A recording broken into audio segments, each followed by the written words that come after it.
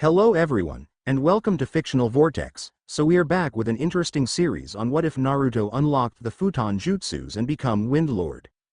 But before we start, I just want to remind you to please subscribe to my channel and hit the like button if you enjoy my content. Let's start the story. The date was October 10th in the village of Konoha. The day had started out like any other day would. The shinobi went along with their business and the villagers did their own things. Children laughed in the streets and the elders tried to tell them how life used to be. However, that all changed when the Kyuubi suddenly appeared in the village. The key to that was suddenly. How did a very large nine-tailed fox sneak up on a village of shinobi? Only two people thought of that and knew the answer. The first was Namikaze Minato, the Yondaime Hokage of the village. However, he couldn't tell anyone else for he had just sealed the giant beast into his own son. The other was Uzumaki Kushina. She knew how the Kyuubi appeared because she had seen it once before when she was a little girl. As she lay in her hospital bed she remembered it well as it destroyed her homeland and left nothing but waste.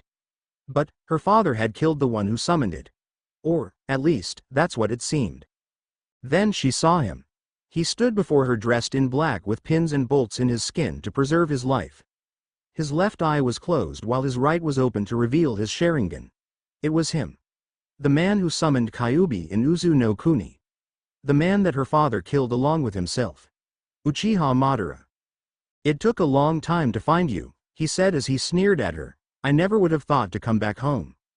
"If you are here to finish what you started you are too late," said Kushina with no hint of fear. "My son is safe."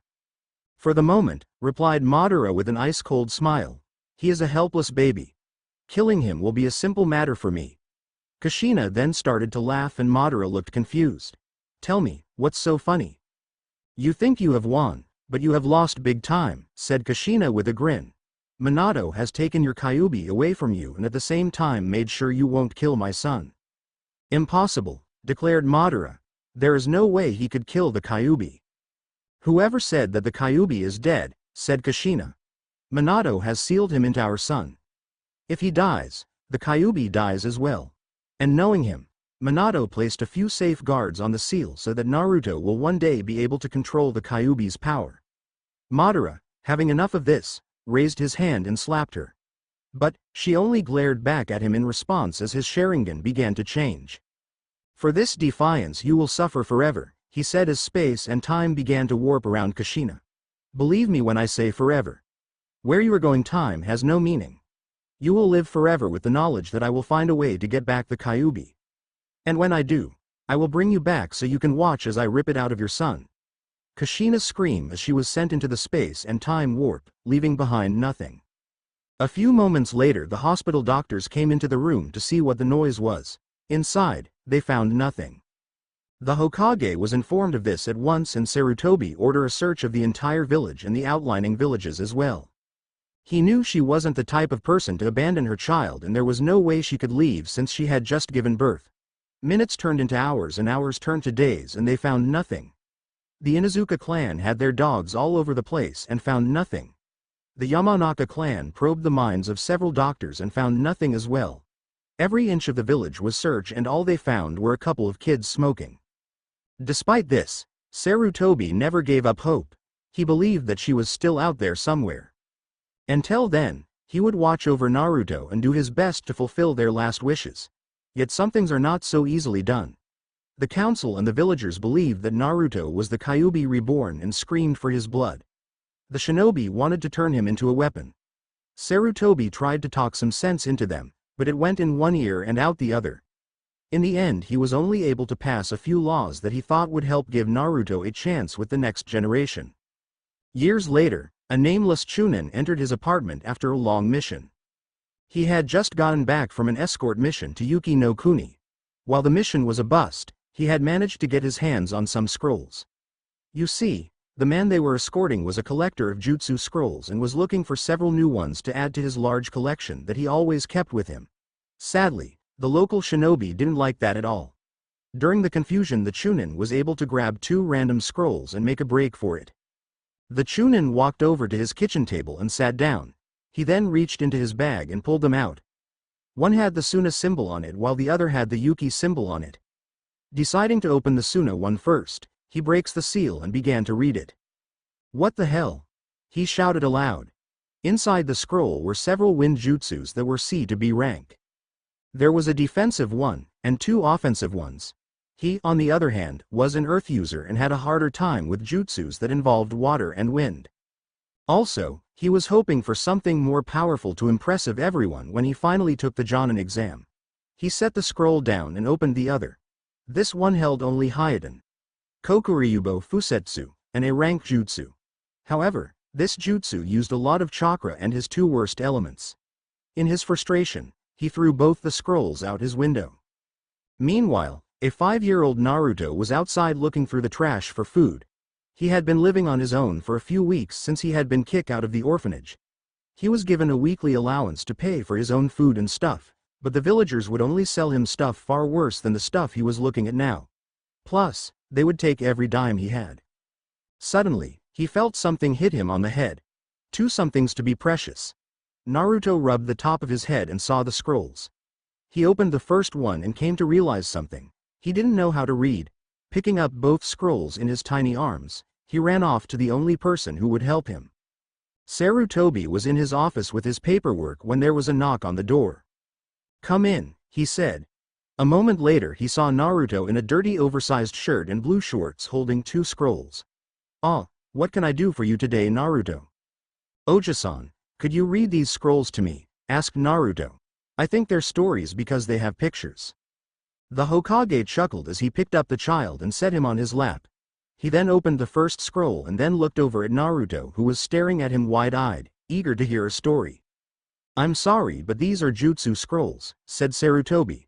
"Where did you get them?" "I was looking for some food and they fell out of the sky," said Naruto as he waved his hands around.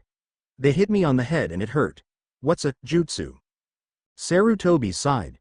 No matter what he did, life didn't get better for the boy as he had hoped. The children mirrored the actions of the adults and began to hate Naruto for no reason. Even when he gave him his own place, things were difficult for him. Then, a thought entered his head. "Well, Naruto," he said at last, "they are really cool powers that shinobi have." "What?" cried the boy. "That's not fair. I want powers too." "Oh, are you sure?" asked the Hokage innocently. "I mean, there is a lot of work needed to become a shinobi. And, if you work hard enough, you become a Hokage like me." "Really?" asked Naruto. He had seen how people treated the old man for a while. They would bow to him and say nice things. He always had nice clothing and a nice place to stay. He had always wondered why, and if being a shinobi did that, then it might work for him. "Oja-san, I want to become a shinobi." "Well then," said the, "make some arrangements for next year so you can go with other people your age. How does that sound?" The small boy only nodded in response. "Now, do you have any questions?" "Ah, what kind of jutsus are on these scrolls?" asked the boy. "Well, this scroll here has Futon jutsus and this one over here has a Hyoden," said Sarutobi. Futon jutsus are jutsus that use the wind while Hyoden jutsus use ice. "I think I can understand the ice, Oja-san," said Naruto as he remembered being hit by an icicle someone threw at him. "But wind is lame." "Oh really?" laughed the old man. "Well, do you know what a tornado is?" Naruto nodded. "What about a hurricane?" Again the boy nodded. "Well, those are really powerful winds. With the right futon, a shinobi can blow his opponent away, cut him to shreds, or create a powerful defense. In fact, I have heard that some people in Suna have been able to fly." Now this wasn't exactly true. In Suna, the most anyone has ever been able to do was glide with the use of a fan or make a more controlled fall. However, it's just easier to tell a 5-year-old that they are flying. "Cool," exclaimed Naruto. "Just you wait, I'll be flying in no time." "Hee," chuckled the old man. "You're just like your mother." Sarutobi then realized that he had made a mistake. He shouldn't have told the boy about his mother. "You knew my mother?" asked the boy quietly. "Where is she? Did she leave me because I was bad?" Now this is why he didn't want to talk about that. "No, Naruto," said Sarutobi. "We don't know what happened to her. But I know for sure that she didn't choose to leave you. You were all she talked about before she disappeared, and I knew she was excited to be a mother. It wasn't because of you." Naruto looked a little down, so Sarutobi decided to do something special for him. He remembered reading in a magazine that children learn faster when they are younger and that it was better to start them on some things sooner rather than later. Well, Naruto, how about I give you a couple early lessons since? What kind of lessons, Oji-san? Just some chakra control lessons, he said. It is very important and will help you later on. Now, I'll only show you these exercises and these exercises alone, besides learning how to read. We can't have people thinking I'm playing favorites. Once you are done with these, you will have to learn the rest on your own. Do you have any questions? Only one, Oji-san, replied Naruto. What's chakra? Sarutobi could tell this was going to be a long day. Are you sure that you have everything? Asked the Hokage. Hi, Oji-san, said Naruto as he packed his bag with pencils, scrolls, and ramen for lunch. Today was Naruto's first day at the academy and the boy was very excited. He would finally be able to spend time with other children. The best part was that their parents wouldn't be there to pull them away from him. That was a very happy thought for the young blonde. Since that day Naruto had found the scrolls, he had been training hard. Despite his young age, he had a very large amount of chakra and stamina, so he could train longer than most. Still, Sarutobi started him off with the leaf exercise as an intro to chakra control. It took a while for Naruto to get the hang of it, but after a while he was able to do it with no problem. Then came the tree walking exercise. The old man took the boy out to one of the empty training fields and watched him as he fell and got back up. It took the boy about a month to get the hang of it and then only a week and a half to complete the water walking exercise. Sarutobi was very proud of the boy. Like he had said, the remainder of the time was spent teaching Naruto how to read and write. They would spend about 2 hours on it a day and then Naruto was sent back to his apartment with exercises to work on by himself. Yet that's not all Naruto was doing. Once he had learned enough, the boy would sneak into the library at night and read what they had. The reason he had to sneak in was because of the old lady who worked there had a ruler and would use it on him the moment he stepped into the building. Luckily for him, she was never a shinobi and no one ever seemed to go near the building at night. So, Naruto was free to read up more on the subject of wind. About a week after he started his nightly visits, he found a scroll that talked about chakra nature and manipulation. Grabbing the scroll and a dictionary, he began to read and look up the words he didn't know. After about an hour and a half of this, Naruto got up and looked for an easier scroll or book. In the end he found Nature Chakra for Bakas. This one was much easier to follow. As soon as he was finished, Naruto decided to try it out. So the first thing he did was to get one of the special pieces of paper needed to determine chakra affinity after his lesson with the Hokage. While it had cost him half of his allowance, he felt it was worth it. Also, he had found a great ramen stand that didn't overcharge him, the Ichiraku ramen stand. As soon as he found out that he was a wind type, which thrilled him, he set to work on his training. After consulting Nature Chakra for Bakas, Naruto went to work on the first exercise, which was to cut a leaf with his chakra. This, however, proved to be harder than it sounded to the small boy since he is still working on it. This brings us to today. Well, it seems you have everything, said Sarutobi after checking the bag. Now remember to ask your sensei for the hot water you'll need to boil your noodles. Now you better get going. Hi, cheered Naruto as he raced out the door. Sarutobi just chuckled as he simply vanished from the room so he could also get the academy. When Naruto got to the academy, all the other students were standing next to their parents or an older sibling. A few caught his eye. The first was a boy with red markings on his face who was standing with his mother who had a dog next to her.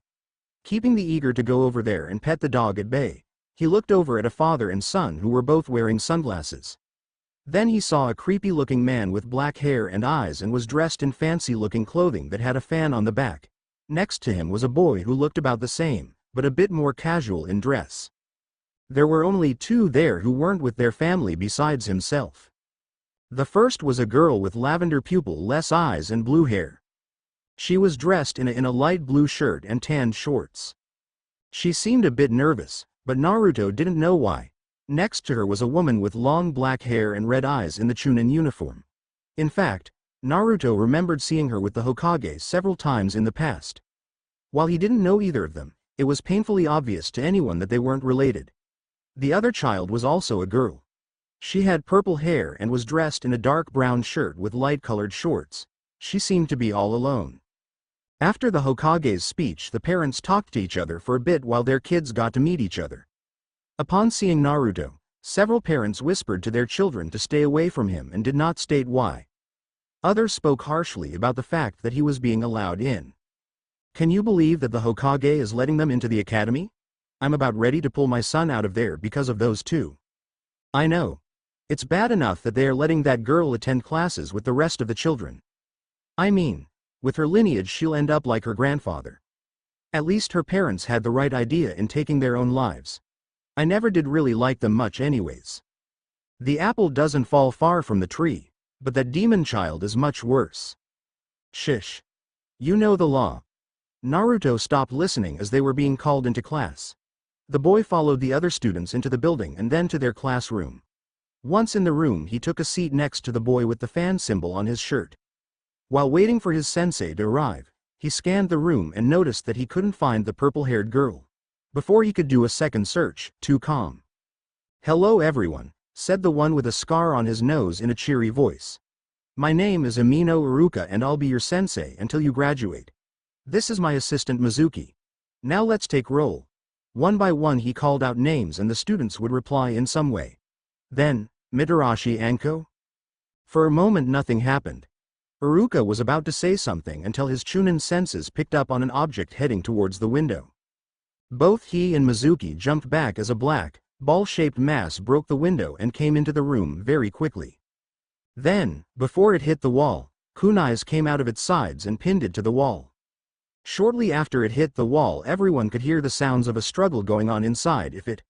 Iruka walked over and then, when he was close enough, pulled out a kunai of his own and cut lightly into the purple-haired girl that pooped out of the cut and looked a bit dizzy.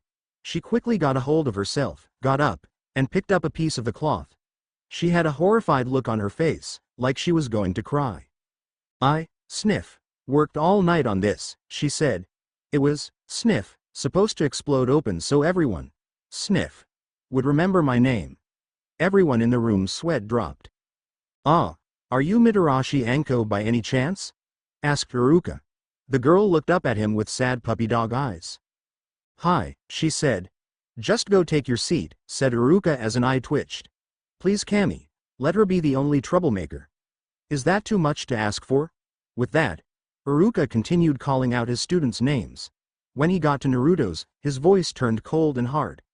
Naruto, in turn, tried to answer back as cheerfully as he could, which only caused Iruka to snap at him.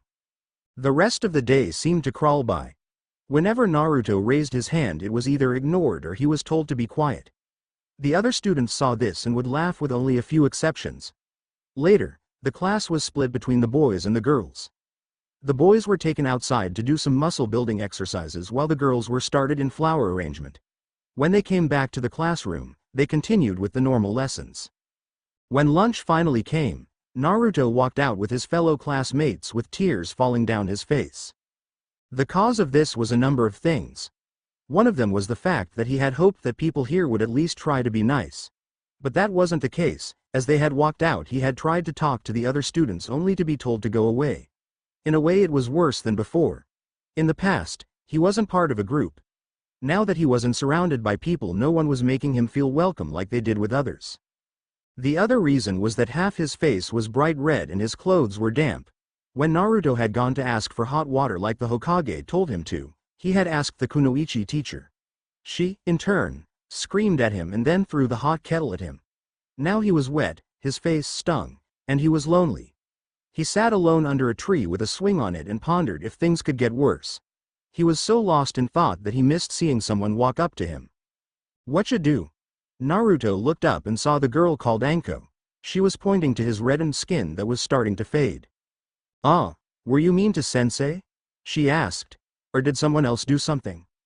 I don't know, replied Naruto quickly. I don't think I did anything to her. She just threw the kettle at me after I asked her for some water.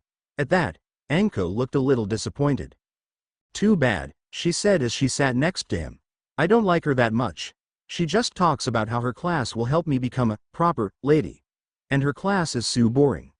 Flower arrangement is driving me crazy and it's only the first day. Wait, said Naruto both alarmed and amused. You can get crazier than coming into class by a window. That's kind of scary. Hey, it would have been so cool if it had worked, she said in defense with a light blush. If it had, then everyone would have been all wow and Sensei would have been impressed. Naruto smiled and she then decided to change the subject. So why aren't you playing or eating with the rest of them? Why aren't you? Counted Naruto. Grown-ups tell their kids to stay away from me, she said reluctantly as she lowered her head. My grandfather did something really bad that no one wants to talk about. So they say that I'll end up like him since I'm related. Anko then clenched her fists. I don't even look like him. I know how you feel, said Naruto. Anko looked up and gave him a questioning look, so he continued. I don't know why, but people hate me. Wherever I go there is someone ready to hurt me. At least you know why people treat you that way. Then, an idea came to him. He turned to Anko and gave her a foxy grin. Maybe we should do something about it. Meanwhile, in the Hokage's office, Iruka was having a nice chat with the Hokage. And by nice chat I mean Iruka was pissed off that he got stuck with the traitor's granddaughter and the vessel of the creature that killed his parents. So he wasn't a happy camper. How could you do that? Demanded Iruka. To put those two in the same room is just asking for trouble. Don't worry, said Sarutobi as he calmly sipped some tea. I told Shino before he got to the academy not to bring any fleas into the classroom because they might land on Kiba. Iruka began to sweat drop. I'm talking about Uzumaki and Mitarashi, stated Iruka. Can you even imagine what would happen if those two bonded? Actually, I'm hoping that they will, said Sarutobi. What they need is to have a normal childhood, and that includes friends. No one else will let them play with their children, and I certainly can't force them to. Trust me, this is for the best. But that's dangerous, insisted Iruka. With their backgrounds they might end up destroying the village. Sarutobi sighed and gave Iruka a stern look. I'm disappointed in you, he said. I would have hoped that you would have at least gotten to know them before making such harsh decisions. If you want to judge them based on their family tree, I'll tell you a few things. Anko's parents were highly respected until Orochimaru betrayed us all. That's when everyone turned on they, including their so-called friends. Even after Anko was born they continued to torment them until they took their own lives. And Naruto? Well, I can't tell you his lineage, but trust me when I say his parents were good people. But none of that really matters. They're their own person and they will choose their own paths. Anko is not Orochimaru and Naruto isn't the Kyuubi. But Hokage-sama, learn the difference, interrupted the old man, between children and the monsters they have been forced into association with. If you don't, they will become a self-fulfilling prophecy created by you and the other villagers. Now, I believe you have to get back to class. The lunch break soon ended and both teachers and students returned to their rooms. When Iruka entered his room he noticed that Naruto and Anko were now sitting next to each other. They were talking quietly with each other while writing something down on a piece of paper. Iruka just sighed and then called the call to order so he could finish the lessons for the day. For the rest of the day the only interruptions he got were some giggles from Naruto and Anko as they plotted their revenge. The next day, the Kunoichi teacher woke up as a Haruno. Time passes and the two became good friends. Anko, as it turned out, loved to prank people as much as Naruto did. There were times, however, when her idea of a prank went a little too far. Those were the times that Naruto had to keep her from harming not only herself but others as well. Another thing that they had in common was that they lived alone. Anko lived in the house that her parent had left her, which was nice. So, since they had no one to help them at home, they would train with each other as well as studying together. Unlike other girls in the class that stood out like Sakura and Ino, Anko was serious about her TRLS were only doing it to reenact a fairy tale. Basically, they get kidnapped and their shinobi hero comes to the rescue and there's a touch of them living happily ever after. Anko, on the other hand, said that she would blast anyone who tried to do that to her with a super cool jutsu. A few months after the first day at the academy, Naruto was in the woods alone. It was getting dark and he was still working on the leaf exercise. So far he had only made a small cut on the leaf, but it was getting bigger slowly. While this was an amazing feat for someone who wasn't even a genin, he was still frustrated that he wasn't further along. He was beginning to make a little more progress when he heard something. It was the sounds of twigs breaking and leaves crunching. Someone was coming. A moment later he heard something else, crying. Then Naruto saw her. It was the blue-haired girl that was in his class. She was wearing a dark blue kimono that had a fall leaf pattern on it and there was evidence that she had fallen several times. Her hair was a mess as it had twigs and other things in it, probably from falling. From her eyes down was soaked in her tears. When she saw Naruto, she took a step back in shock. Sorry, she said through her tears. I didn't think anyone would be here. She then moved to run in the other direction when Naruto suddenly moved over to her and grabbed her hand. She looked back at him and saw a concerned face. It's all right, he said. But, don't you think you should go be with Jutsu-san and Kasen? I'm sure right now they're worried about you. The blue-haired girl suddenly began to cry harder and shook her head. Realizing that he had made things worse, he thought of what to say next. What's wrong? I don't have Tucson and sob, Kasen anymore, she cried as she fell to the ground on her hands and knees. Beads of sweat began to roll down Naruto's body as he realized that once again he had made things worse. He then began to search his brain for something that might help. The only thing that he got was from some TV show he had seen once. Deciding to try it out, Naruto sat down on the ground and brought her over so she was crying in his lap. He then began to gently rub her back with one hand until she calmed down a bit. All better? He asked. Slowly she lifted her body into a sitting position and, with a light blush, nodded weakly. So, what's your name? Hyu, she started, but stopped herself. Hinata. Nice to meet ya Hinata, said Naruto in an upbeat voice hoping that it would catch. I'm Uzumaki Naruto. Now, can you please tell me what happened? My Kasen went to the hospital because she was having a baby, said Hinata. She left with my Tucson, but only he came back. He then pulled me into office as soon as he came back. He didn't say anything to me as he sat down and signed a fancy paper. He then called someone else in and told him to have it be brought to the Hokage.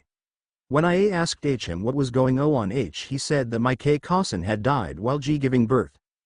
Then he told me to leave B because the paper he had signed legally disowned me from the clan. Now, please remember that Naruto is a 6-year-old. He also lives by himself. The only things he reads are coupons for ramen and training scrolls. So his first thought was a bit understandable. What does legally disowned mean? That thought echoed through his head until his tenant heard it.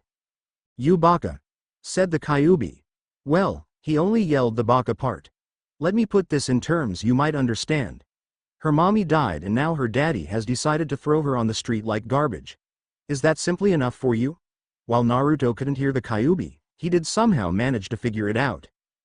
Don't worry Hinata, he's just a jerk, said Naruto. How about we go see the Hokage? I'm sure he'll know what to do.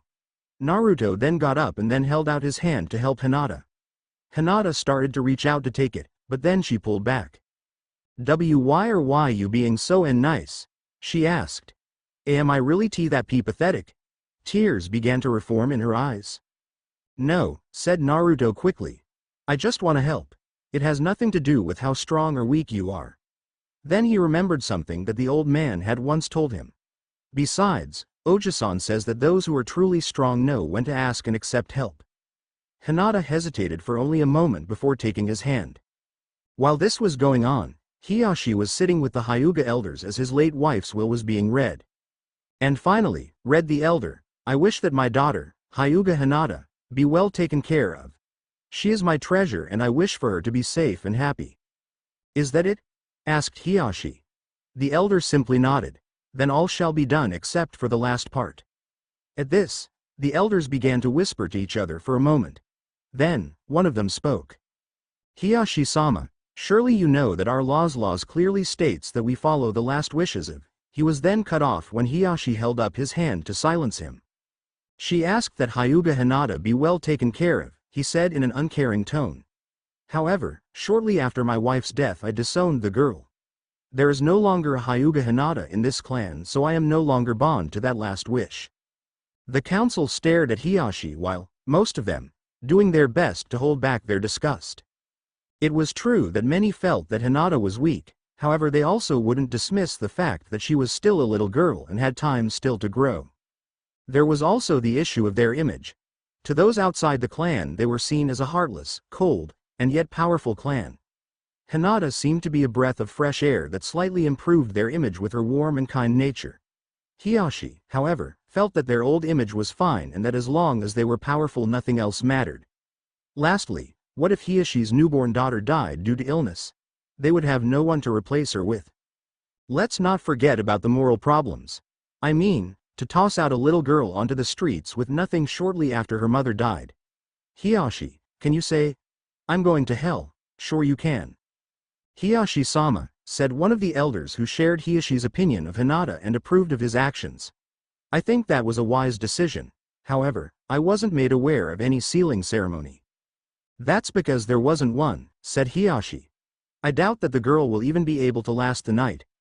When her body is found, it will be properly disposed of like the rest of the homeless trash in this village. But what if she doesn't? Asked the same elder. Or, what if someone finds here and takes her out of the village? She was weak enough to let it happen to her once before. It is not out of the realm of possibilities that it will happen again. Very well, said Hiyashi as he stood up. I will deal with this myself. Please hurry, said the elder as Hiyashi walked towards the door. You must get to her before the Hokage signs the document, if he hasn't done so already. If he does, we can't touch her. Hiyashi found Hinata with ease. After all, he is ranked as a Jonin. She was being led down the street by Naruto as they made their way to the Hokage tower. Hiyashi calmly walked towards them and decided to handle this in a way that wouldn't call the attention of the Hokage. Meaning, he would have to be nice. Hinata, said Hiyashi once they were close enough. Hinata got loose from Naruto's grip and hid behind him. This disgusted Hiyashi, but he did not show it. I came to apologize. I have called back the document and would like you to return back to the compound. Hinata couldn't believe her ears. Her father was saying he was sorry, that he wanted her to be his daughter again. It was too good to be true for her. Hi Tucson, she said as she started to move out from behind Naruto. However, Naruto didn't believe a word. Instinct had kicked in as well as experience. The way he had said all that was not the way he had heard other people talk to their kids. Also, he had been beaten up by people who claim him in before. Then there was the fact that he was getting a bad feeling from Hiyashi. It was the feeling that you get when you know something bad was about to happen. And after the way he found Hinata, there was no way he would let her go back with this guy. So, Naruto moved so Hinata was in back of him again. Naruto-san. What are you doing? Asked Hinata. Move aside, boy, said Hiyashi. I have things I must discuss with my daughter. No way, yelled Naruto. I'm not letting you hurt her again. Naruto then turned his head to Hinata. Don't listen to him. He's up to something. But Naruto-san, began Hinata before she was cut off by Hiyashi. I will give you one chance, brat, he said coldly. Either move or I will use force. He got his answer when Naruto stuck out his tongue at him. So Hiyashi quickly grabbed the boy and threw him into a wall. Naruto hit it hard and bounced off of it. The people who had stopped to watch this cheered. Naruto-san, cried Hinata as she attempted to move towards the boy. But Hiyashi quickly grabbed her arm and held on tightly. So tightly in fact that it hurt her. Now come along, said Hiyashi as they started to move in the direction of the Hyuga complex. Then, all of a sudden, they were surrounded by Anbu. In front of Hiyashi and a struggling Hinata was a woman behind a cat mask. She had purple hair and tanned skin. Hyuga Hiyashi, she said, the Hokage would like to have a word with you, Hinata-san, and Uzumaki-san. Hiyashi gritted his teeth and nodded as they were led to the old Hokage's office. He was sitting behind his desk with a single document in front of him. The Anbu laid Naruto on a couch in the room and they all vanished except for the woman. Do you know what this is, Hiyashi-sama? Asked the Hokage as he held up a document. By the tone of his voice, he was not in a good mood. This is the document that you sent earlier today. So, what do you want with Hinata? I was just tying up some loose ends, said Hiyashi without any remorse. By that you mean the bird cage seal, said Sarutobi. Well, I'm afraid that I will not allow that. She is no longer in your clan, and while I can't stop you from doing that to your family members, I will not allow you to do that to a non-clan member. Then I demand that she never leave the village, said Hiyashi. You are not in any position to be demanding anything, said Sarutobi. Assault on 2 children in the middle of the day. You're lucky that I don't have you arrested right now. I will take this up with the council and maybe the daimyo. Believe me, Hiyashi. I will make sure that you are punished for this. You go, Oji-san, said Naruto weakly as he was waking up. Hiyashi turned to glare at the boy as he sat straight up. He hated the boy. He blamed the demon brat for this. If it weren't for the Anbu and the Hokage in the room, he would have killed him right then and there. Very well, said Hiyashi as he turned his attention back to the aged Hokage. But do know that this isn't the end. Sooner or later we will place that seal on her head and then you can send her on suicide missions for all I care. He then turned to Hinata, who was about ready to cry again, and sneered. Then, he walked out the door and slammed it behind him. Sarutobi, seeing the poor girl in the state she was in, walked over to her, knelt down, and hugged her as she let it all out. Sob, doesn't my Tucson, sob, love me. She cried. All anyone could do was watch. I do not know, said Sarutobi softly, I'm sorry. Hokage-sama, said the Anbu suddenly. If you would allow it, I would like it if Hinata lived with me. My fighting style is similar to that of the Hyuga clan and I'm positive that I would make a better role model than that ass. Come on, what do you say?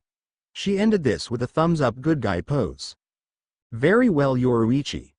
Hiyashi opened his eyes and saw that he was no longer in his room. From the looks and smell of it, he was in some kind of abandoned factory or sewer. There were pipes coming out of ground and out of the walls. The floor was concrete and the walls had steel plates on them. He then realized that he was in some kind of chair. His hands and legs were bound to it by chakra-enhanced steel chains. His head was locked in place by a steel clamp that kept him from moving it. In fact, the only thing he could move was his mouth. Then he saw something move towards him. It was 2 power drills moving towards him at eye level. Literally. Then a voice came on the speakers behind him. Hello Hyuga Hiyashi. I want to play a game. Your whole life you have hurt others with your words. Your harshness has caused people to lose faith in themselves, and because of that they have died on missions or have hurt their team's performances. Others have simply given up hope for themselves, like your former daughter Hinata. Now, you must use your words to save yourself. In front of you are power drills that are set on a timer. When it reaches 0 they will thrust forward and stop just before they penetrate your skull. The only thing that they will take is what your clan prides itself for, your eyes. The only way to stop this is to say something nice about Hinata, but it won't be that easy. Those chains that are binding you will let me know if you are lying. If they tell me that you are, one of the drills will shoot forward automatically. You have 60 seconds. Let the game begin. With that, the drills came to life. Why should I believe this is real? Screamed Hiyashi. You want me to say something truthful? Fine then. Hinata is and always will be useless trash. Like promised, one of the drills shot forward and impaled his left eye. The head of the Hyuga clan screamed in pain. Tisk, tisk, said the voice. One more try. Oh, by the way, you have 30 seconds left. Hiyashi moaned and cried as his precious seconds passed him by. His brain racked itself to find something nice to say about Hinata. Sadly, only one thing came to mind. Ah, she's a good dresser, he said. Sorry Hiyashi, said the voice as the other drill headed for his right eye. Not good enough. Hiyashi screamed as his whole world went black. Then he woke up. No more movie marathons before bed, said a panting Hiyashi aloud. Shortly after Hinata moved in with Yoruichi, Naruto decided to go and visit her to make sure that everything was all right. Naruto looked up her address and found out she lived in a penthouse apartment on the other side of the village. Why am I going with you again? Whined Anko, and she walked behind Naruto. I should be doing some target practice right now. Or getting back at that Teme for stealing my dango. I want you to meet Hinata so you can make another friend, said Naruto with a grin. Why do I need another friend? She asked. Because I'm your only friend, deadpanned Naruto. Anko just sheepishly looked away. About 30 minutes later, the two of them stepped into a lobby that reminded them of the one from the first Matrix movie. I could just describe it, but I'm lazy. They, of course, got the same treatment here as they did everywhere else. What are you two doing here? Demanded a security guard as he walked over to them. We're here to see Yoruichi-san and Hinata, said Naruto. Yeah right, huffed the guard. Now get out of here before I call some chunins. Just let us see her, demanded Anko. What's the harm in that? The guard paused and considered this. If they were lying, he could throw them out or simply beat them himself. The worst that could come from this was a complaint from Yoruichi-san or a complaint about blood on the floor. However, if they were telling the truth and he kept them from seeing her, the purple-haired woman would make sure he was in a buttload of pain and have no job. Hell, might even get the Hokage involved. Fine, he said. But if she has never seen you before you will get it. Do I make myself clear? The two just nod. Later. Who is it?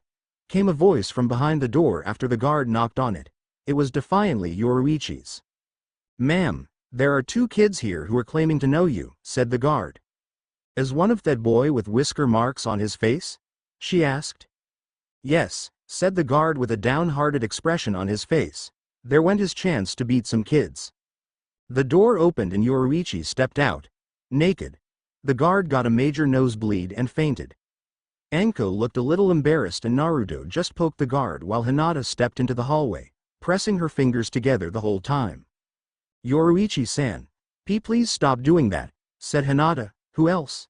Yoruichi, in turn, vanished and reappeared behind Hinata. She then used her fingers to hook Hinata's mouth and stretch it. I thought I asked you to call me Yoruichi-ni-chan, she said. Hi, Hinata managed to say. Yoruichi then let her go and patted her on the head. Hey, why did this guy pass out? Asked Naruto. This was a lesson that Anko and Naruto took to heart and would use in the future. Someday. 1 year later. Remember to be on your best behavior, said Sarutobi to his companion. We are meeting the leader of the shinobi of this village and I don't want anything to happen that would wreck our fragile relationship with this village. Is that understood? Hi Oji-san, said Naruto. It was, for once, a sunny day in Omegakure, gasp. Sarutobi had decided to take Naruto along with him as a birthday present as it was early in October. They were going to the village to pick up a stolen item and to witness the execution of the man who stole it. The man in question, Rokusho Aoi, had joined up with a rebellious faction in AIM that was being led by a mysterious figure. Hanzo, the leader of the AIM Nins, had caught him and decided to return the item. However, Aoi would get a public exaction to serve as an example to others. Hanzo met them at the gates surrounded by his own person bodyguards. He wore a gray bodysuit and had a cape on. His large breathing device covered most of his face and made his black eyes seem more menacing. Good day to you Hokage-sama, said Hanzo when he saw the old man in red cage robes. His eyes then fell on a small boy of about 7 wearing an oversized shirt with blue shorts. In his left hand was a string that was tied to a balloon. And who is this? This is Uzumaki Naruto, said Sarutobi as he patted the small blonde's head. He is a student at my village's shinobi academy.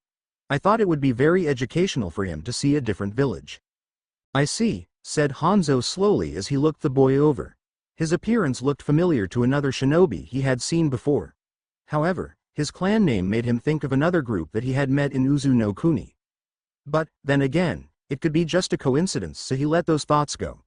I hope you enjoy your stay Uzumaki-san. I hope so to Oji-san, replied Naruto to Hanzo. A gasp came from everyone nearby.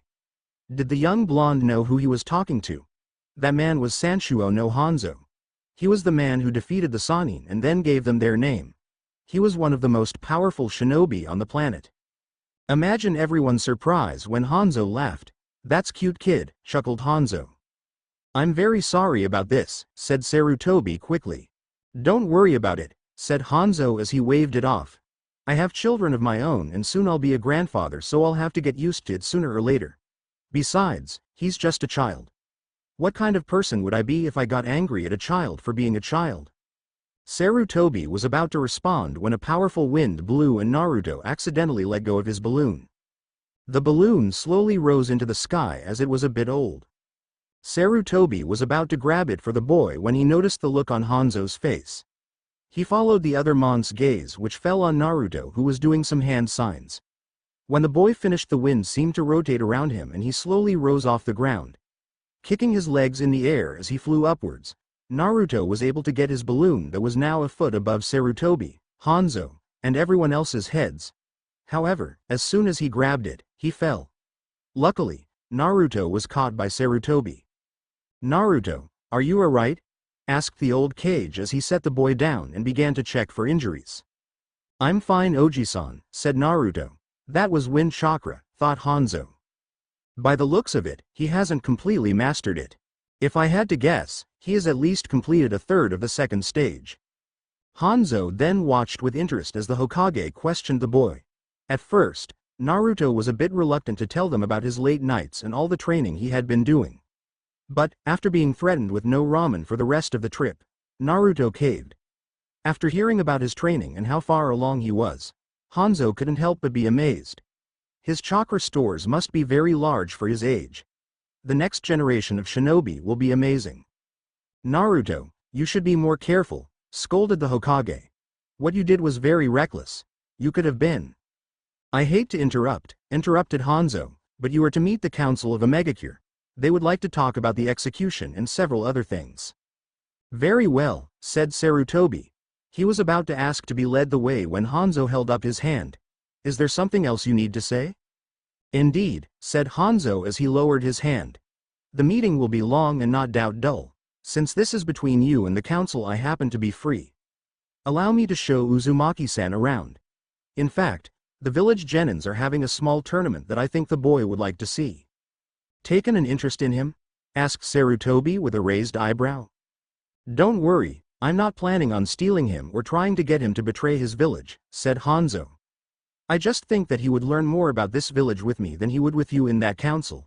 That was why you brought him here, right? That is correct, said the Hokage. He then let out a sigh. Very well. Good, said Hanzo. Shortly after they parted, Naruto began his tour through Omegakure. Most of the buildings seemed to have pipes coming out of them, which was interesting. After walking for a while, he learned that the village was set up by levels. The upper or higher levels of the buildings held the business and factories. The middle levels had stores and restaurants. The lower levels were mostly residential. While seeing this, Naruto noticed that most of the people in the village were wearing breathing devices that varied in size. Hanzo explained that due to the amount of rain and its consistency, nearly 24/7, that many people have a hard time breathing. In fact, some people have had their lungs filled with water after breathing too hard.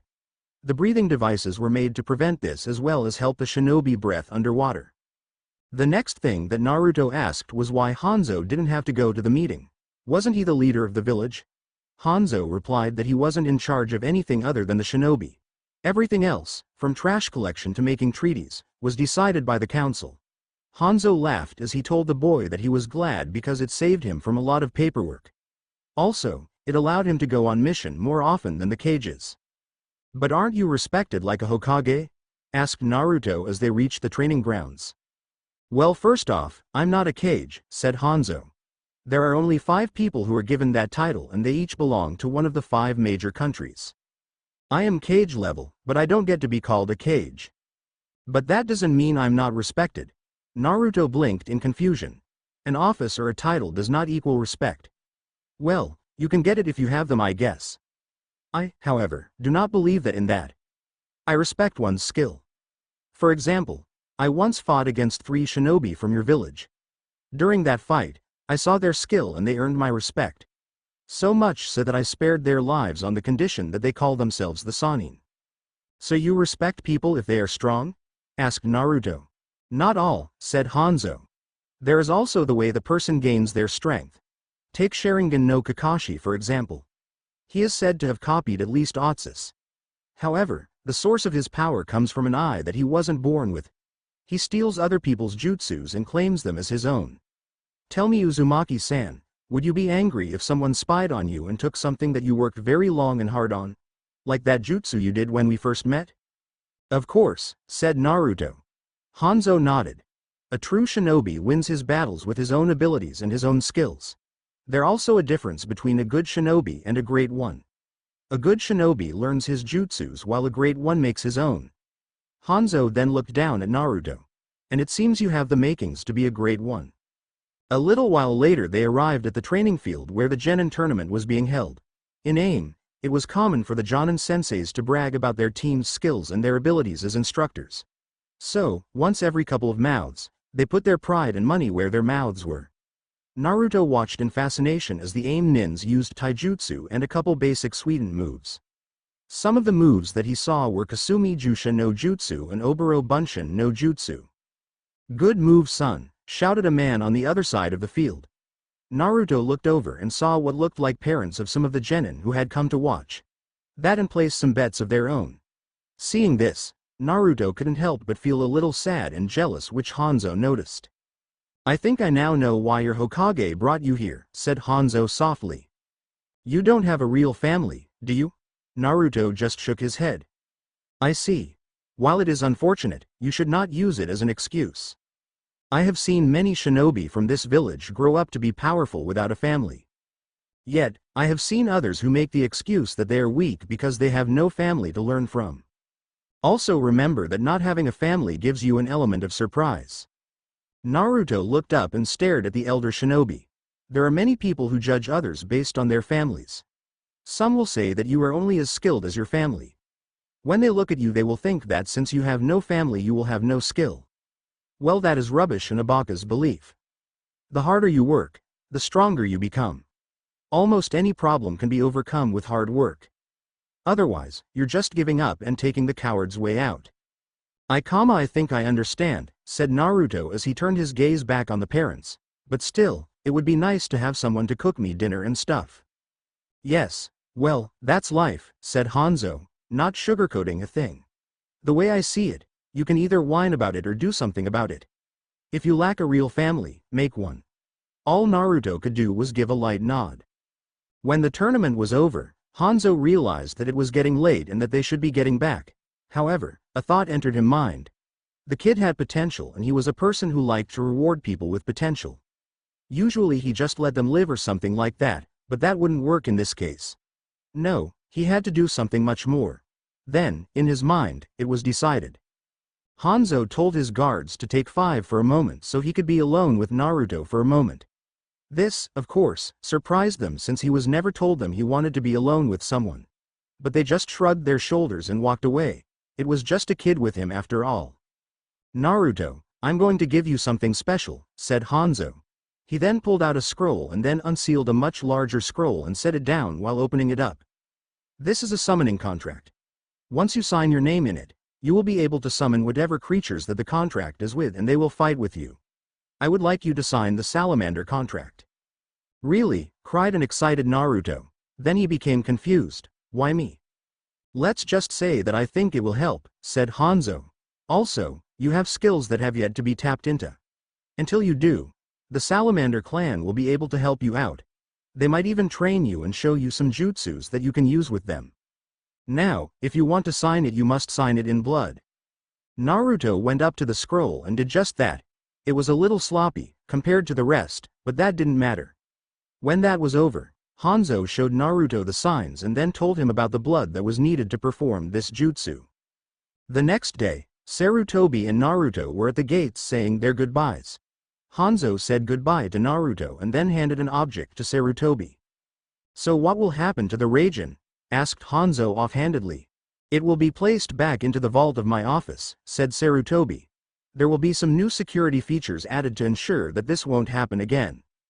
A pity, said Hanzo. A weapon should be used in the battlefield and not some safe. It would be a shame if it was never used again. Yes, agreed the Hokage. However, if I did give it to one of the clans, the others would fight over it and say that I favored one clan more than the others.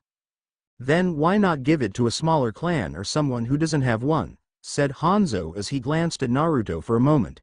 Then they couldn't do a thing about. Explain, said the Hokage. I know how arrogant some of the major clans in your village are, said Hanzo. If you gave the Raijin to someone without a clan or is trying to build it up, you can say that you have the blade to them to help them along.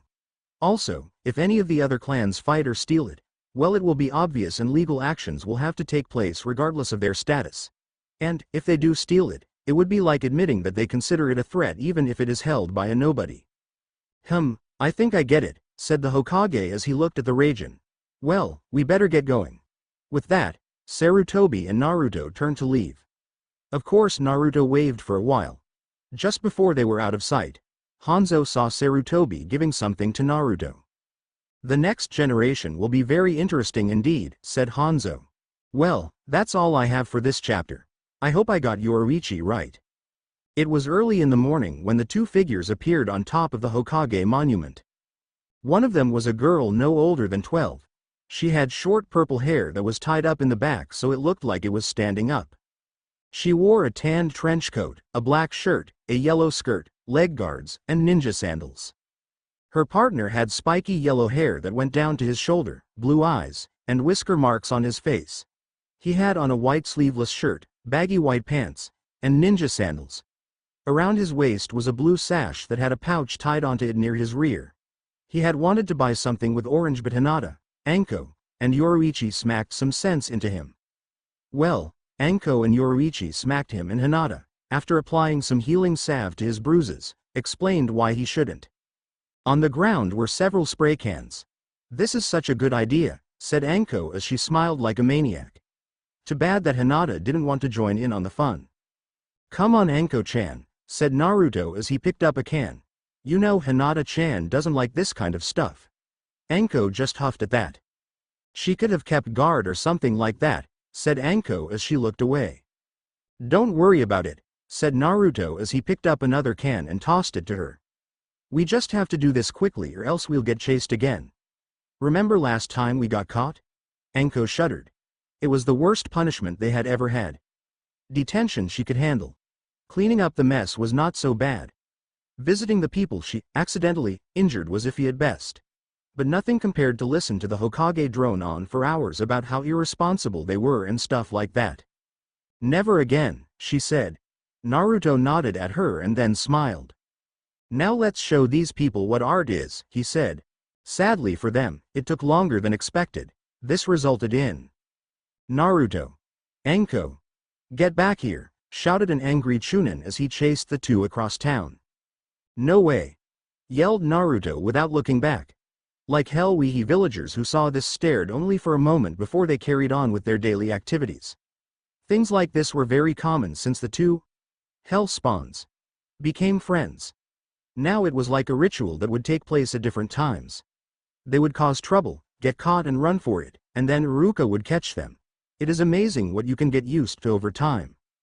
Naruto and Anko were able to outrun their pursuers and hide from them effectively. After hiding behind a cloak that looked like a fence, the two Chunin that were tailing them jumped right past. As soon as the coast seemed clear, they came out from under the cloak and began to laugh at them. It was truly funny seeing that they were Chunins who were maybe 10 to 15 years older than them and had been outwitted by two 12-year-olds who weren't even genins. Sadly, Iruka appeared behind them and their laughter stopped. "Naruto. Anko. What are you two doing cutting class?" Naruto turned around to see Iruka, whose eye was twitching. They both just chuckled nervously before they were tied up and dragged back to the academy. "Tomorrow is the graduation exam and you do this? If you have so much free time you should be studying so you don't fail it again," yelled Iruka at Naruto once they were back in the classroom. The kids laughed at this. Yeah, I was just trying to have a little fun," commented the blonde. Iruka then turned to Anko. "The same applies to you, young lady," he said as he pointed to her. "Do you really think that doing things like this is such a good idea before the day of the final exam?" "Well, it seemed like a good idea at the time," said Anko with a weak smile. "And now?" asked Naruto as he knew what she would say next. "It was a great idea," she said with a full-blown grin. Iruka just smacked his face. "For that, we are going to have a pop quiz on the henge." Everyone, to the front of the class. Everyone began to complain, but did as they were told. One by one, each of the students began to transform into Iruka. Of course, all the girls were all over Sasuke when he went up. They said he was cool and amazing and all that stuff, and, naturally, he ignored them. When it was Naruto's turn, he did his transformation, just not into Iruka. Instead, he turned into a naked girl with pigtails. In surprise and perversion, Iruka fell backwards as a stream of blood gushed out of his nose. "How do you like that, sensei?" laughed Naruto. "I call it the Oiroke no Jutsu." "Not stupid made UP Jutsu," shouted Iruka as he got back up. "This is your last chance, so don't screw around." Later that day, Iruka was watching Naruto and Anko as they cleaned up their mess. "You can't leave until this is all cleaned up," reminded Iruka. "Whatever, it's not like I have anyone waiting for me back home," responded Naruto as he continued to brush off the paint. "Same here," said Anko as she did the same. Despite how close the two of them were, they never did move in with each other. Somehow they both knew that putting two of the most hated children in the same place at night was asking for a mob to show up and burn down the place while they slept. Then there was their already close relationship. Even though they were close, they had never been on a date, mainly because Naruto was equally close to Hinata. But due to their closeness, rumors had spread that involved inappropriate activates for people their age. The source of these rumors, Sakura Haruno, was repaid for these calumnies by Anko with a trip to the hospital. Sadly, that did not stop the other students from whispering.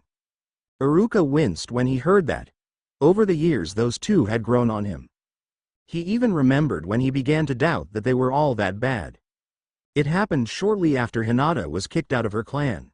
Neji, her former cousin, was waiting for her after school. He somehow cornered her against the wall and began to beat the living hell out of the poor girl. Before Iruka could stop it, both Naruto and Anko had stepped in. Naruto ran up to the older boy and tackled him onto the ground. Anko went to make sure Hinata was all right before helping Naruto remove some of Elder Hyuga's teeth. After Iruka stepped in and separated them, he asked the two why they helped Hinata. Naruto simply said that Hinata was their friend and Anko nodded while glaring at Neji. Neji was suspended for a week for that and Iruka got an earful from the Hyuga clan. They thought that the punishment was too harsh since he only gave her a black eye and broke her arm. That day had also had an effect of Naruto. Whenever he saw Neji fighting, he could feel the rage that the Hyuga genius felt. It was the same with Sasuke. They both used their anger as fuel and yet, even though they won almost all of the time, they never seemed happy. So Naruto decided never to go into a fight holding a grudge or anything like that. He would fight for the pure enjoyment of fighting and to protect others like he did with Hinata. That way, win or lose, he would walk away with a grin. Iruka sighed and decided to pull out his trump card. Hey Naruto, when you get down I'll treat you to a bowl of ramen. And Anko, I'm sure they will have some dango for you. Naruto and Anko turned to look at their sensei with a look of hope and love. With the promise of their favorite foods they got to work faster than ever. Later, while Naruto was downing his third bowl of ramen and Anko was enjoying her dango, Iruka decided to ask an important question. Naruto, why did you fail last year's exam? He asked. Naruto turned his head and gave the elder nin a questioning look. I know you have the Bunshin Jutsu down pat, but last you messed up on purpose. Ah, said Naruto as he looked down at his bowl. The truth was he could have passed it all 3 times thanks to the training he got from the old man. However, the first time he got sidetracked while working on a jutsu and spent the entire night working on it. So when it came time to make a clone he didn't have enough chakra. The second time was because he had summoned the boss salamander and went through the trials. He was so tired the next morning that he couldn't concentrate, even with Kyuubi healing him. He then looked back over at Iruka. I didn't want to take a chance that would get me on the same team as Neji Teme. Iruka blinked and Naruto continued. That bastard's mad at Hiyashi for forgetting to put the seal on Hinata, so he takes out his frustrations on her. There is no way in hell that we could ever work as a team. Nothing's worth that, even a year's supply of ramen. I see, said Iruka. Hey sensei, what is it Naruto? Can I try on you Hite 8? Sorry, but you'll have to wait for tomorrow after you pass the exam. Iruka gave Naruto a knowing smile and then sent him on his way with Anko. The next day was the big day. Naruto had arrived early to make sure he was there. When he got into the room he spotted Hinata. She was wearing a tight black outfit like what Yoruichi wore sometimes. However, lately she had been wearing a heavy tanned jacket over it. When he had asked why, she blushed and said there was no reason. Since she had been kicked out of the Hyuga clan, people had a change in attitude with her. When she first came as Hyuga Hinata, people were polite and nice to her. Some of the parents told their children to suck up to her so that when she became clan head that she would remember them. It was always good to have the Hyuga clan on your side. Then, when she was kicked out, a lot of people asked if there was anything they could do for her. But that soon changed. Once word got out that she was kicked out for her weakness, slipped out by Neji to the children and Hiyashi to the parents, people looked at her like she was a nuisance. Parents stopped telling their children to be nice to her. In the academy, some of the more stuck-up girls would laugh at her behind her back. Pity for them that changed. Over the years, she rose to the spot of number 1 kunoichi of their year with Anko nipping at her heels. She was just too fast that no one could touch her. Little did they know, she was holding back. Naruto as he walked over to sit next to her. Good morning Naruto-kun, said Hinata with a blush. The years of being and training with Yoruichi had gotten rid of her stuttering and had given her confidence in herself. She had also devolved a crush on the blonde shortly after he saved her that day on the street. It was only when she was around him that she was a bit shy. So are you ready for the test this time? Don't worry about me, said Naruto as he gave her his foxy grin that caused her to become a tomato. I'll be fine. That was when Iruka and Mizuki entered the room. Okay. Today is the Genin exam, said Iruka. When I call your name, please come into the back room. Let's start with Mitarashi Anko. When he said that a black ball-shaped object came through the window and then became a banner that said, Mitarashi Anko Future Genin. Wow, she pulled it off this time, said Naruto with a laugh. I was wondering where she was, said Hinata with a deadpanned expression on her face. Iruka did his demon head jutsu to yell at Anko before pulling her into the back room. When she emerged she was wearing a Hite 8. One by one, Iruka called out names to meet him in the next room to be tested by him and his assistant Mizuki. Soon his name was called. He soon found himself facing his sensei. Okay Naruto, said Iruka, all you need to do is make a clone and you pass. Do your best. Right. Bushin no Jutsu. A large puff of smoke appeared and filled the room. It was so thick that no one saw Mizuki placing a genjutsu on Naruto's clone that made it look half dead. You fail, shouted Iruka shortly after the smoke cleared. Hold on, said Mizuki as he tried his best to sound sincere. He has the concept down and was able to make a clone. I'm sure we could pass him. Naruto looked up at this. His hopes were high. Maybe he would pass after all. Sadly, those thoughts vanished with Iruka's next words. No, we can't pass him. The other students were able to make at least 3 clones and they were able to walk around. Naruto's clone is useless.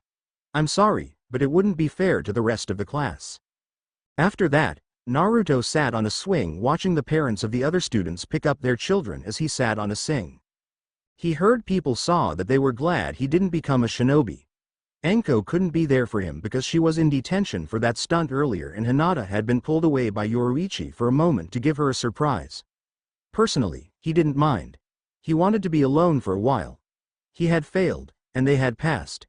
If he stayed around them it would just be a reminder that they were now genin and he was still a student. Soon Mizuki came over to Naruto and asked if he wanted to talk. Naruto agreed and followed Mizuki to the top of the Hokage monument. Don't be too hard on Iruka, said Mizuki. He just wants to see you do your best. He really cares about up. Naruto said nothing. He just looked down at the ground until Mizuki spoke again. There is another way to pass, but it's a secret. What is it? Asked Naruto. All you have to do is sneak into the Hokage's office, steal the forbidden scroll, and learn one jutsu from it before someone finds you, he explained. Later that night, Naruto snuck into the Hokage's office and grabbed the scroll. While he was making his escape, the Hokage entered the office and saw him. Thinking quickly, Naruto used his Oiroke no Jutsu on the old man, knocking him out cold. After that, Naruto quickly made his way to the place where Mizuki had told him to go to. As soon as he got there he opened the scroll. Okay. Time to learn a jutsu, he said aloud. The first jutsu was Kage Bunshin. It was about an hour later when Iruka showed up. Naruto looked like he was exhausted. Hey Iruka-sensei, looks like you found me, said Naruto with a laugh. Naruto, what are you doing here? I did it Iruka-sensei, cried Naruto as he ignored the question. Not only did I steal the scroll, I also learned 2 new jutsu from it. It looks like I passed the secret test. What secret test? Asked the dumbfounded teacher. The one Mizuki-sensei told me about. He said all I had to do was steal the forbidden scroll and learn one jutsu and I could become a genin. Naruto, began Iruka, but stopped when he sensed Mizuki appear on a tree branch above them. I see you found him first, said Mizuki with a smug look on his face. What's going on sensei? Asked Naruto. Naruto, Mizuki lied to you, said Iruka as he pulled out a kunai. He used you to steal the forbidden scroll for himself. Naruto, said Mizuki with an evil look in his eyes, have you ever wondered why you are hated? Would you like me to tell you? Why? Asked Naruto. Don't, shouted Iruka. It's because you are the Kyuubi no Kitsune, said Mizuki with a look of glee on his face. What? That's impossible, yelled Naruto. Think about, said Mizuki. Why do you think everyone hates you? Your birthday is October 10th, the Say Day is the day the Kyuubi attacked. And those whisker marks. Think about the names all the villagers call you. Face it, you are the demon fox. Even Iruka hates you because you killed his parents. Naruto fell to his knees. This was too much for him to take in, but it was beginning to make sense. Seeing Naruto in this state, Mizuki flung one of his giant shuriken at Naruto. However, it impacted with Iruka's back. When Naruto looked up he saw Iruka as he began to cry. "Iruka-sensei." "Why?" asked the demon vessel. "Naruto, I'm so sorry. I was the same as you. I know what it feels to be all alone. When my parents died, I became the class clown so people would notice me and my grades slacked. I'm so sorry I never helped you when you really needed it." With that, Iruka fell down. In pure panic, Naruto grabbed the scroll and ran away. Mizuki soon began to chase him, and shortly after that so did Iruka. Iruka saw Naruto jumping from tree to tree with the scroll on his back. "Naruto," he called out. "Give me the scroll and let's go see the Hokage." Then, all of a sudden, Naruto turned and tackled him. Iruka fell down onto the ground and turned into Mizuki. Naruto jumped down onto the ground and laid it back against a tree. "How did you know I wasn't Iruka?" asked Mizuki. Then Naruto turned into the scared Chunin. "Because I'm Iruka. I don't see why you're not helping me kill that monster. He killed your parents. You saw the way he looked. That was the look of a monster with no remorse for the lives he has taken. Help me kill him and together we can take the scroll and become powerful." "You're right," said Iruka. "Monsters do kill without remorse and they do terrible things." In his hiding place, Naruto began to sink into despair. Iruka thought of him as a monster as well. However, he was amazed at what he said next. But that's not what Naruto is. He's nothing like the demon fox. He is a kind and hard-working boy that everyone ignores. He is one of the finest students I have ever taught and will become a great shinobi one day. "You are a fool, Iruka. Now die," said Mizuki as he reached to his back to pull out his other shuriken. That's when Naruto's foot impacted his face. Mizuki was thrown back several feet but did not fall down. "Thanks for saving me the trouble of looking for you." Naruto ignored him, rushed over to his sensei. "I'm sorry, sensei," he said. "That's okay, Naruto." "How nice," said Mizuki. "Now I can kill you both at the same time." As soon as he said that, a powerful wind erupted from Naruto that halted his movements. Branches broke and animals took shelter from its force. Slowly Naruto turned around to stare at the traitor. "Normally, I don't go into a fight with a grudge or seeking blood. But it's too late for that. I won't let you hurt Iruka-sensei," he said. Iruka was surprised in how Naruto said it. It was calm, as if he knew there was no way he would lose. He then made the ram sign that we all know. Kage Bunshin no Jutsu. And with that the field was full of Narutos. "Is that all you got?" said Mizuki. While he was acting tough, he truly was starting to sweat. This wasn't good at all. Deciding th action was to attack first and get them by surprise. He threw his shuriken and destroyed several clones. He got creeped out when Naruto just laughed. "You know, sensei," he said, "I learned one other jutsu." Mizuki then heard a noise behind him and on instinct threw a kunai at the Naruto that was attacking from behind. However, when it hit the clone, it did not go puff. It went boom and Mizuki was thrown by the force. I also learned Bunshin Daibakuha. When Mizuki landed, all of the remaining clones moved to keep him in the perimeter. Naruto then moved over to him quickly and proceeded in punching the man in the gut repeatedly until he could no longer hear the man's bones breaking. Needless to say, when it was done, Iruka was impressed that his student had learned two powerful jutsu. "Hey Naruto, close your eyes," said Iruka. Naruto complied, and when he opened them, he noticed the Iruka's Hite 8 was no longer on Iruka's head. It was on his. Naruto began to jump for joy and his happiness was infectious. In his office, the Hokage smiled. He had watched the whole thing through his crystal ball and understood why Naruto did what he did. How could he blame the boy for listening and believing what his sensei told him? But no, he had to make the teams. While he wanted Naruto to be happy, he couldn't put him with both Hinata and Anko. That would cause more rumors and they would doubtlessly spread like wildfire. Also, he believed that Hinata would be better suited on the Rakan team led by Kurenai. With her speed and bloodline, she would be perfect. Not to mention that the new Jonin practically demanded her to be on her team. He had thought to put Anko in Team 4 but decided that Sakura should be put in that team instead. Then an idea came to mind when he saw the Team 7 slot. The council had made a powerful case that Sasuke be taught by Kakashi. In principle, Sarutobi agreed that that was the best choice. Kakashi was the only person in the village who could teach the boy. Sadly, Kakashi had his flaws.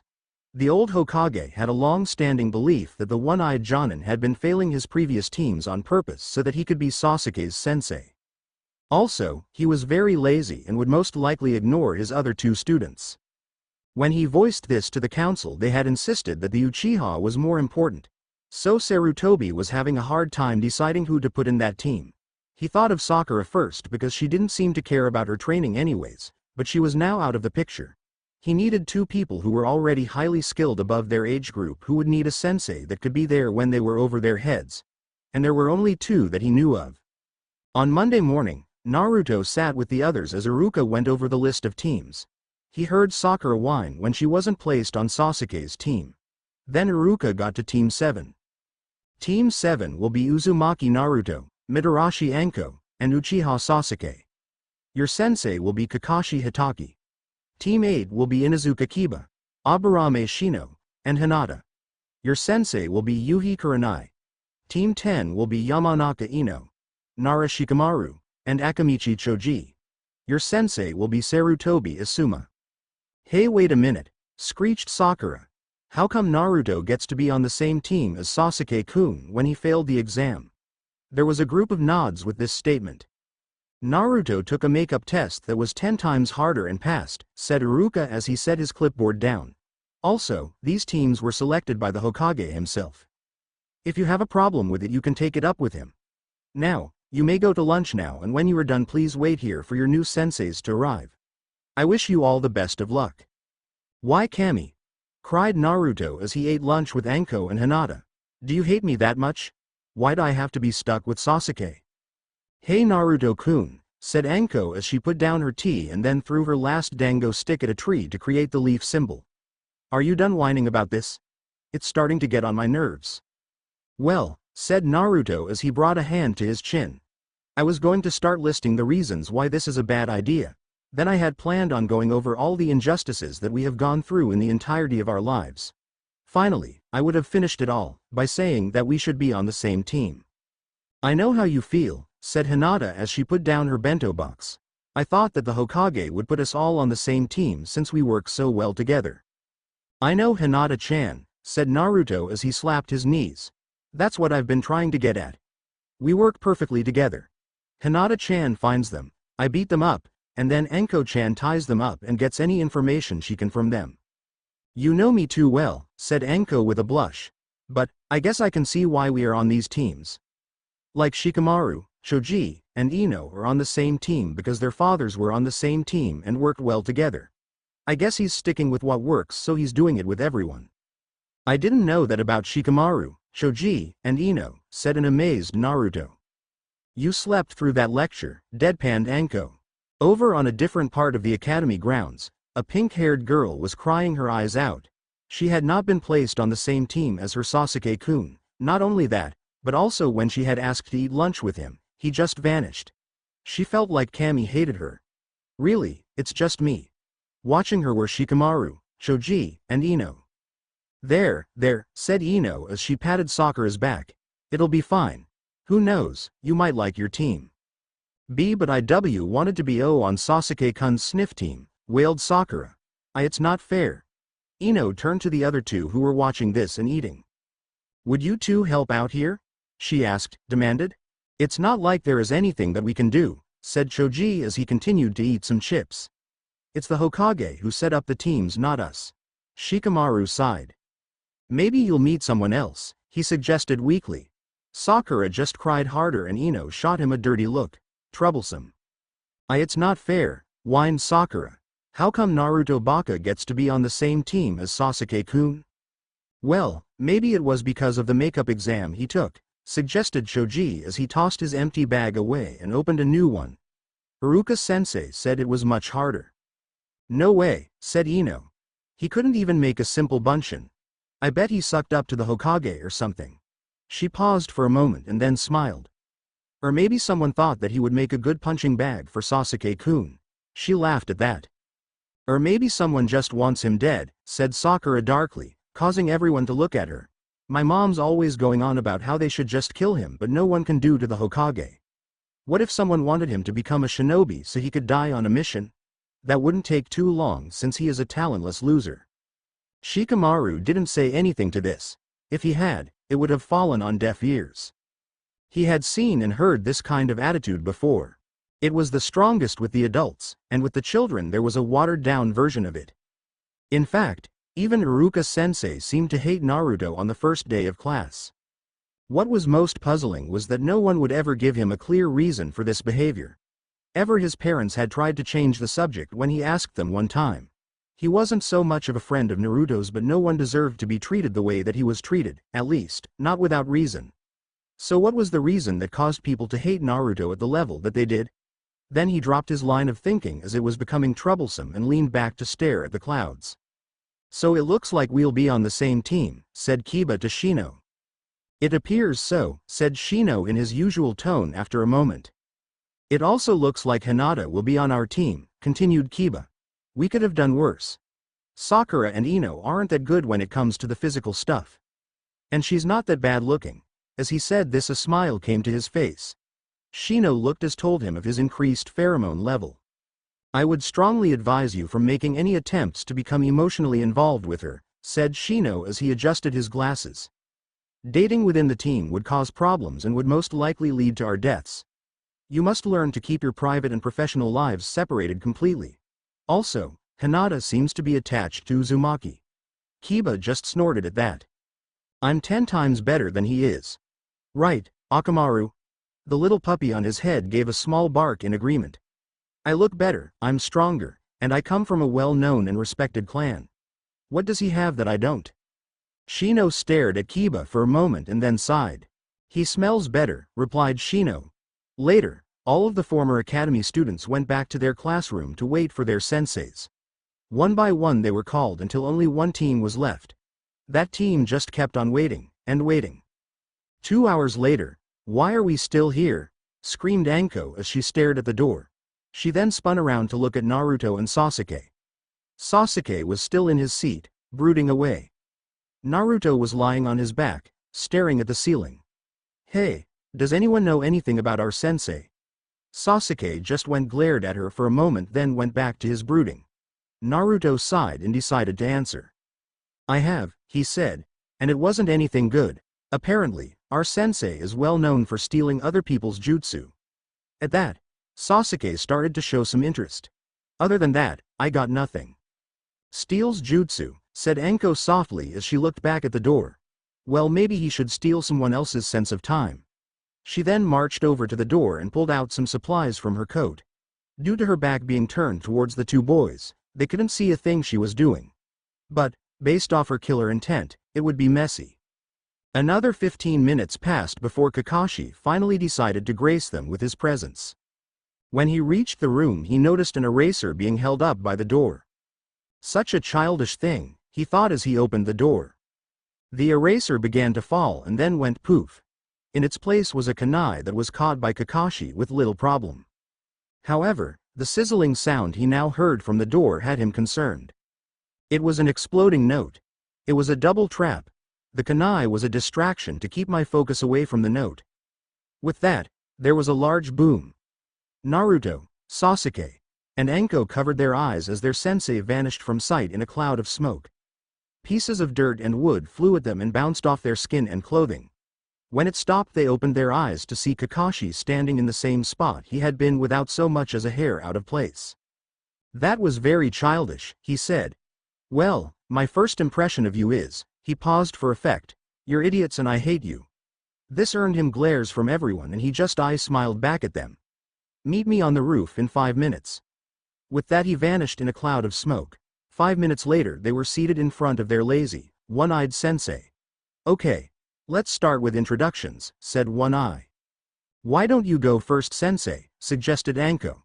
Fine, said Kakashi. My name is Hitaki Kakashi. I have likes. I dislike. Hobbies, I have a dream. He then tilted his head to avoid a kunai that was thrown by Anko. Okay, Blondie goes first. Alright, said Naruto. My name is Uzumaki Naruto. I like training, my friends, a good fight, and ramen. I dislike the 3 minutes I hate to wait for my ramen and people who think they are better than other because they belong to a big clan and things like that. My dream is to become Hokage. Hobbies. Pulling pranks. Kakashi nodded and then looked at Anko. My name is Midarashi Anko. I like dango, sweet bean soup, my friends, and snakes. I dislike people who think I'll turn into my grandfather just because I'm related to him in spicy food.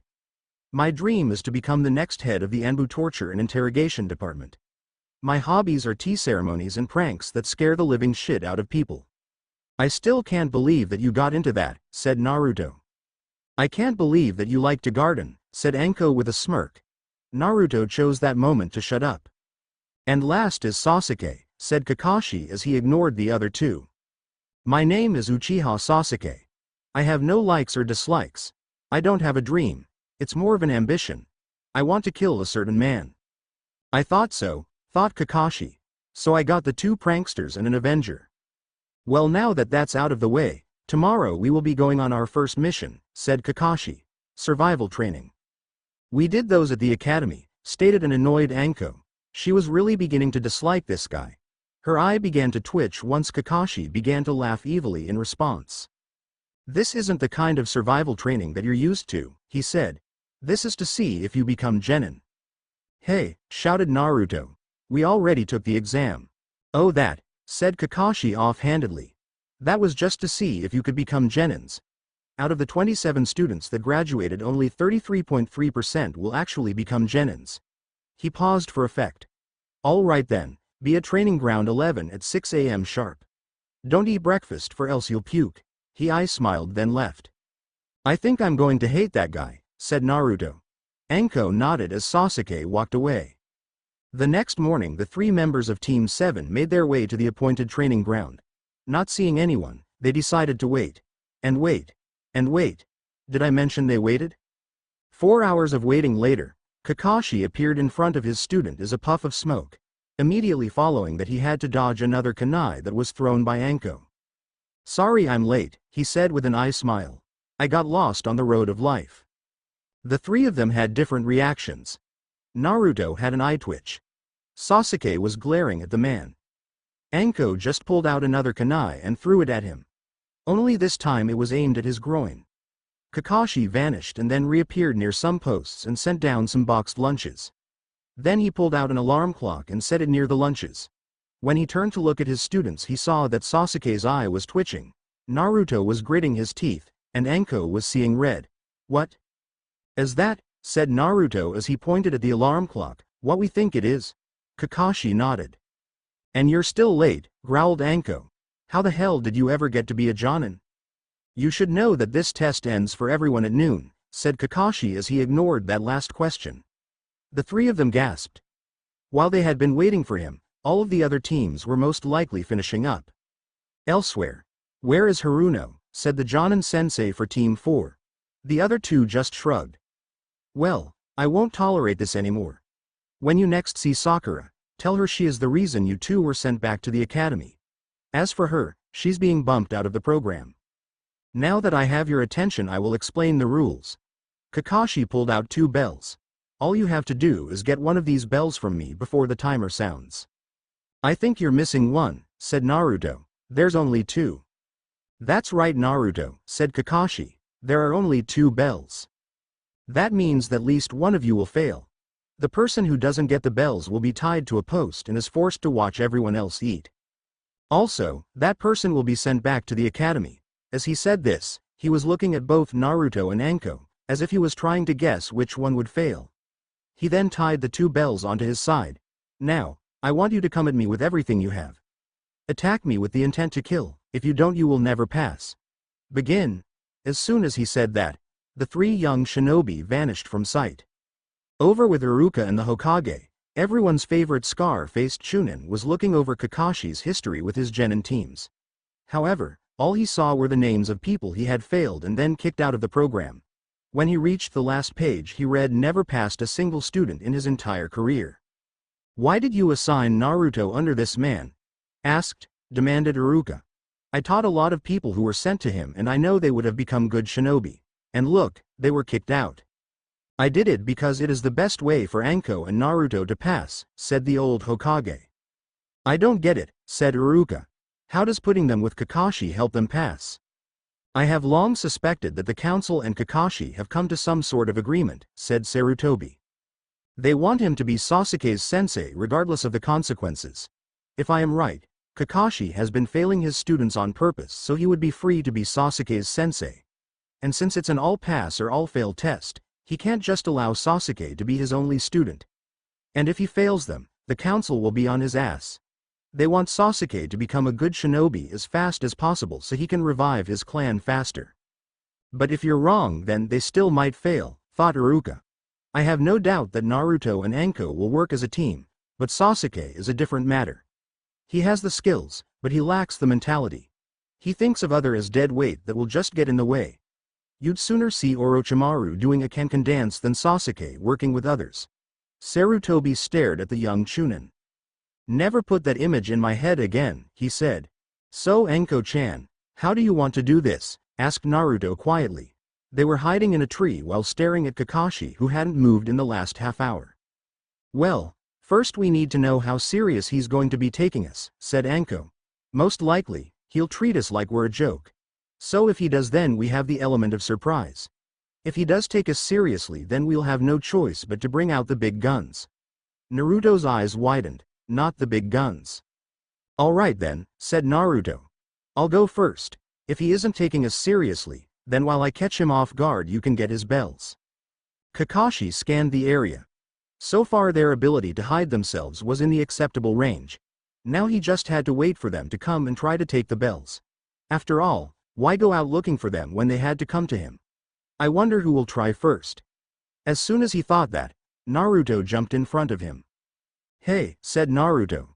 "We're going to fight now. You know, compared to the others you're a little weird," deadpanned Kakashi. Naruto shocked him by grinning. "I like to do things my own way even if it doesn't make sense," he said. He then began to do some quick stretches. "Now let's have a good fight." "Very well," said a bored Kakashi. Lesson 1. Taijutsu. He then reached behind his back and pulled out an orange book. In one motion he opened it and began to read. "Begin whenever you're ready." "What are you doing?" asked an annoyed Naruto. "It seems you really did earn your title of being dead last," said Kakashi. "What's it look like?" "I'm reading." Naruto's eye twitched. "I know what you're doing," he said. "Why are you reading?" "To see what happens next," replied Kakashi. Naruto sighed. "This won't feel right," he said. "Don't worry," said Kakashi. "Your attacks won't affect me at all." "Fine," said Naruto as he charged at Kakashi. He started with a right hook which Kakashi blocked with one hand and without looking away from his book. Naruto tried again with his left, then his right, and then a high jump roundhouse kick. Kakashi blocked them all with ease. Naruto then aimed for the older nin's gut but Kakashi vanished from sight and appeared crouched on the ground with his hands in the Tora position. "Never allow your opponent to get behind you," said Kakashi. Anko and Sasuke tensed in fear. They knew that the Tora sign was needed for Kaden Jutsus. Konohagakure hidden. Taijutsu no Ogi. Senin Garashi. With that, Naruto went flying into the air while holding his ass. But imagine Kakashi's surprise when Naruto did a backflip in the air and began to hover a dozen or so feet above Kakashi's head. "Itai," said Naruto as he rubbed his ass. He then looked at Kakashi and pointed an accusing finger at him. "That was a low blow. How would you like it if someone shoved their fingers up your ass?" "Naruto, how are you doing that?" asked Kakashi as he began to scan for wires. Sasuke was doing the same from his hiding spot. Finding none, he gritted his teeth. That power should be his. With it, he could easily kill Itachi. "Oh this," said Naruto. "This is just something that I had been working on since I was little. Believe me, when I first got it working, I could only stay up in the air for a minute at most. But now, I can do it all day long. Well, if I had breakfast this morning that would be true. Oh well, no sense bitching about it." Naruto smirked as an idea popped into his head. With great force he shot up and kept on going until he reached the clouds. Shikamaru would do anything for this. He then took a deep breath and then began to fly downward at an incredible speed. Fun fact: the fastest wind speed is 318 miles per hour, and since Naruto can only move as fast as the wind can, Kakashi stared at Naruto as he came down and then pulled up before he hit the tree line. As he did this, Naruto made several clones that fell towards Kakashi. For a moment, Kakashi was confused. What was he thinking? Why weren't his clones flying around? Then he remembered the report from the Mizuki incident. Shit, he said as the clones hit the ground and exploded. When the smoke cleared, nothing was left of the one-eyed Jonin. All that was left was a crater, well, that and some wood that lay in pieces. Anko pieced it together first. She quickly began to scan the area for Kakashi. Her eyes widened when she found him. Naruto, watch out, she yelled as Kakashi jumped out of a tree towards Naruto. Naruto, who looked like he was standing straight up, flung himself backwards to avoid Kakashi's lunge. Missing him, Kakashi fell to the ground. Well, I will say this, said Kakashi as he got up and looked at Naruto. Out of all the genin teams I've had, you are the first one to ever take me seriously when I said to try to kill me. Naruto grinned at that. But don't let that get to your head. In order to get the bells you would have to get in close. Once you get close enough it will be easier to get you. He was right. The closer to the ground the more restricted Naruto became to objects like trees and buildings. That may be true, said Naruto, but I'm not your only opponent. Kakashi wondered if he meant his clones when his senses told him to dodge. He jumped to the left as the long, flexible blade of an Yurumi, weapon that Cho uses against Kenshin, pierced the air where he once stood. He looked over and saw Anko holding the weapon with a grin on her face. She then pulled her arm back and the blade, like a whip, returned to her. While Kakashi had his eye away from his book to look at Anko, Naruto threw some of his kunai at him. Kakashi moved to avoid them and Anko lashed out with her weapon again. Kakashi pulled out one of his own kunai to block the attack, but Anko saw this. With a twist of her wrist she was able to change the path of her weapon, but Kakashi still managed to block it. Time to give up, sensei, said Anko as attacked with her weapon again. This time it seemed to miss him but swerved to attack him from behind. The weapon struck him, but then Kakashi turned into a log. Kakashi appeared in the middle of the field. It's getting harder to enjoy my book, he said. They're using good teamwork. Anko attacking by land while Naruto strikes from the air is a good strategy.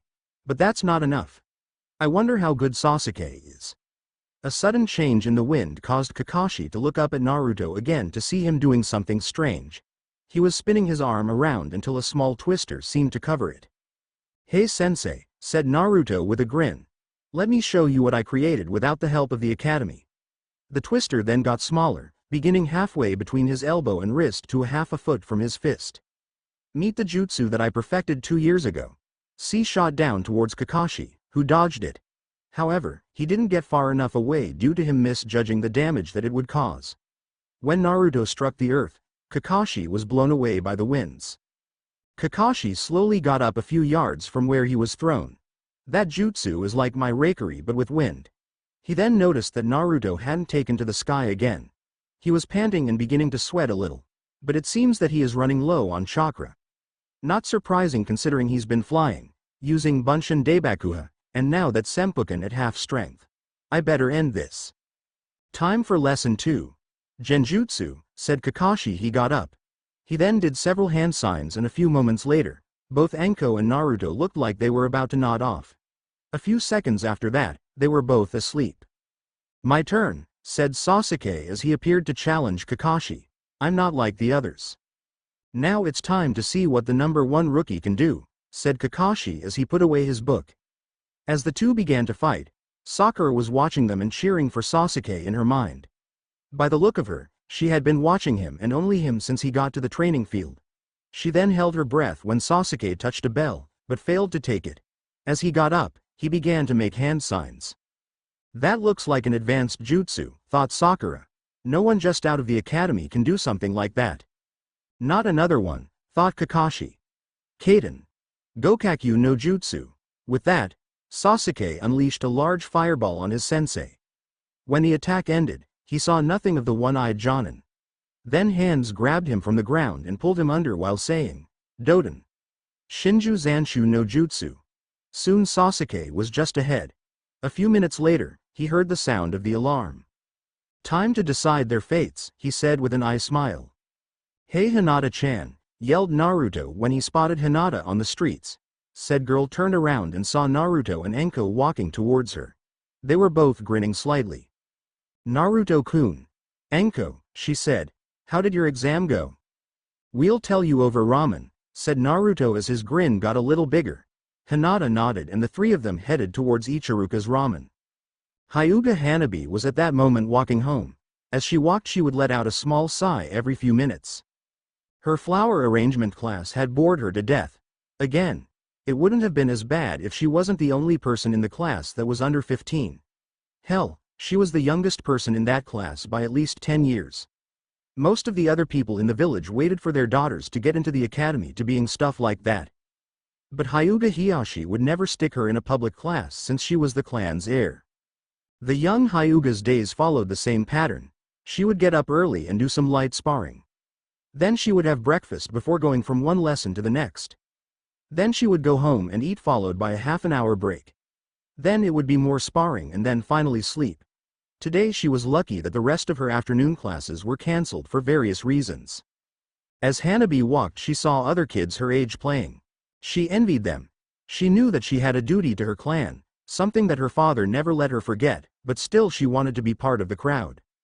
Hanabi wanted someone to confine in when she felt her father was pushing her too hard. She wanted someone to do girl things with. Sadly, her mother had died giving birth to her and she didn't have any brothers or sisters. All she had were her father and cousin. Neji was hard to talk. He only spoke to her when ordered and the stare he gave her was ice cold. Hiyashi would never talk about anything other than how her classes were going and how important it was that she succeed. "At least Tu-san is letting me join the academy," said Hanabi to no one. "Maybe then I'll make some friends." It was then that she passed Ichiruka's ramen stand. She had passed by it many times in the past. The scents coming from it always made her stomach growl, but she never went there. Her father had told her that she should never disgrace herself by eating at places commoners eat. As usual, there was the same loud blonde that seemed to be there all the time. With him were two girls. One had purple hair and was wearing a trench coat. She was eating dango while helping the blonde tell a story to the other girl. Hanabi stopped dead in her tracks when she saw the other girl. She had blue hair and had the same lavender eyes as her clan did. But she knew every main branch member of the family and that girl didn't have a birdcage seal on her, or at least she couldn't see from her point of view. So, who was she? The blue-head girl turned her head slightly and the Hanabi let out a light gasp. That girl resembled the pictures of her mother. Who was this girl?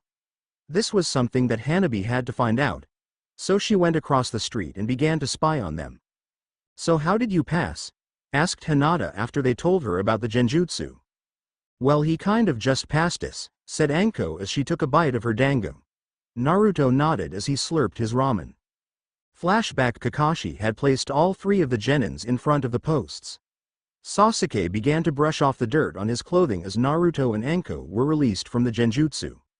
"What happened?" asked Naruto as he slowly got up.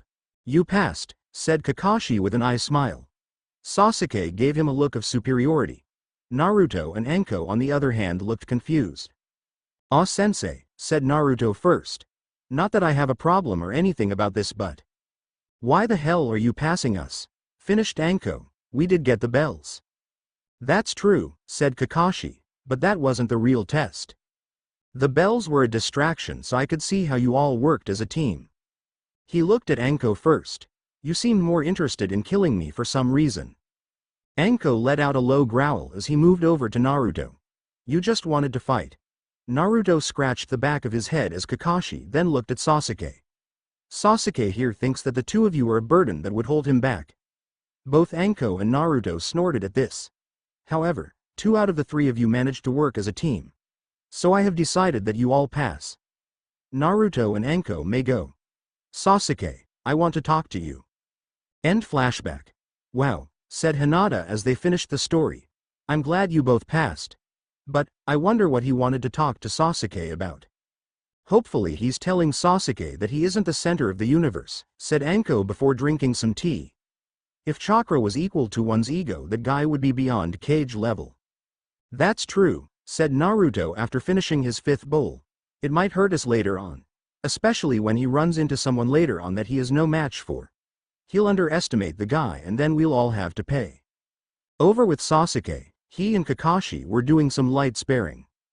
Too slow, said Kakashi as he dodged a punch aimed at his gut. Sasuke growled as he jumped into the air and threw 3 kunai at Kakashi. Kakashi's eyes smiled at this attempt and merely pulled out his own kunai to deflect Sasuke's. It's not over yet, yelled Sasuke when he landed. He then charged at Kakashi and began a series of punches that were all blocked by the Jonin. This continued for another 15 minutes. By that time, Sasuke was drenched in sweat.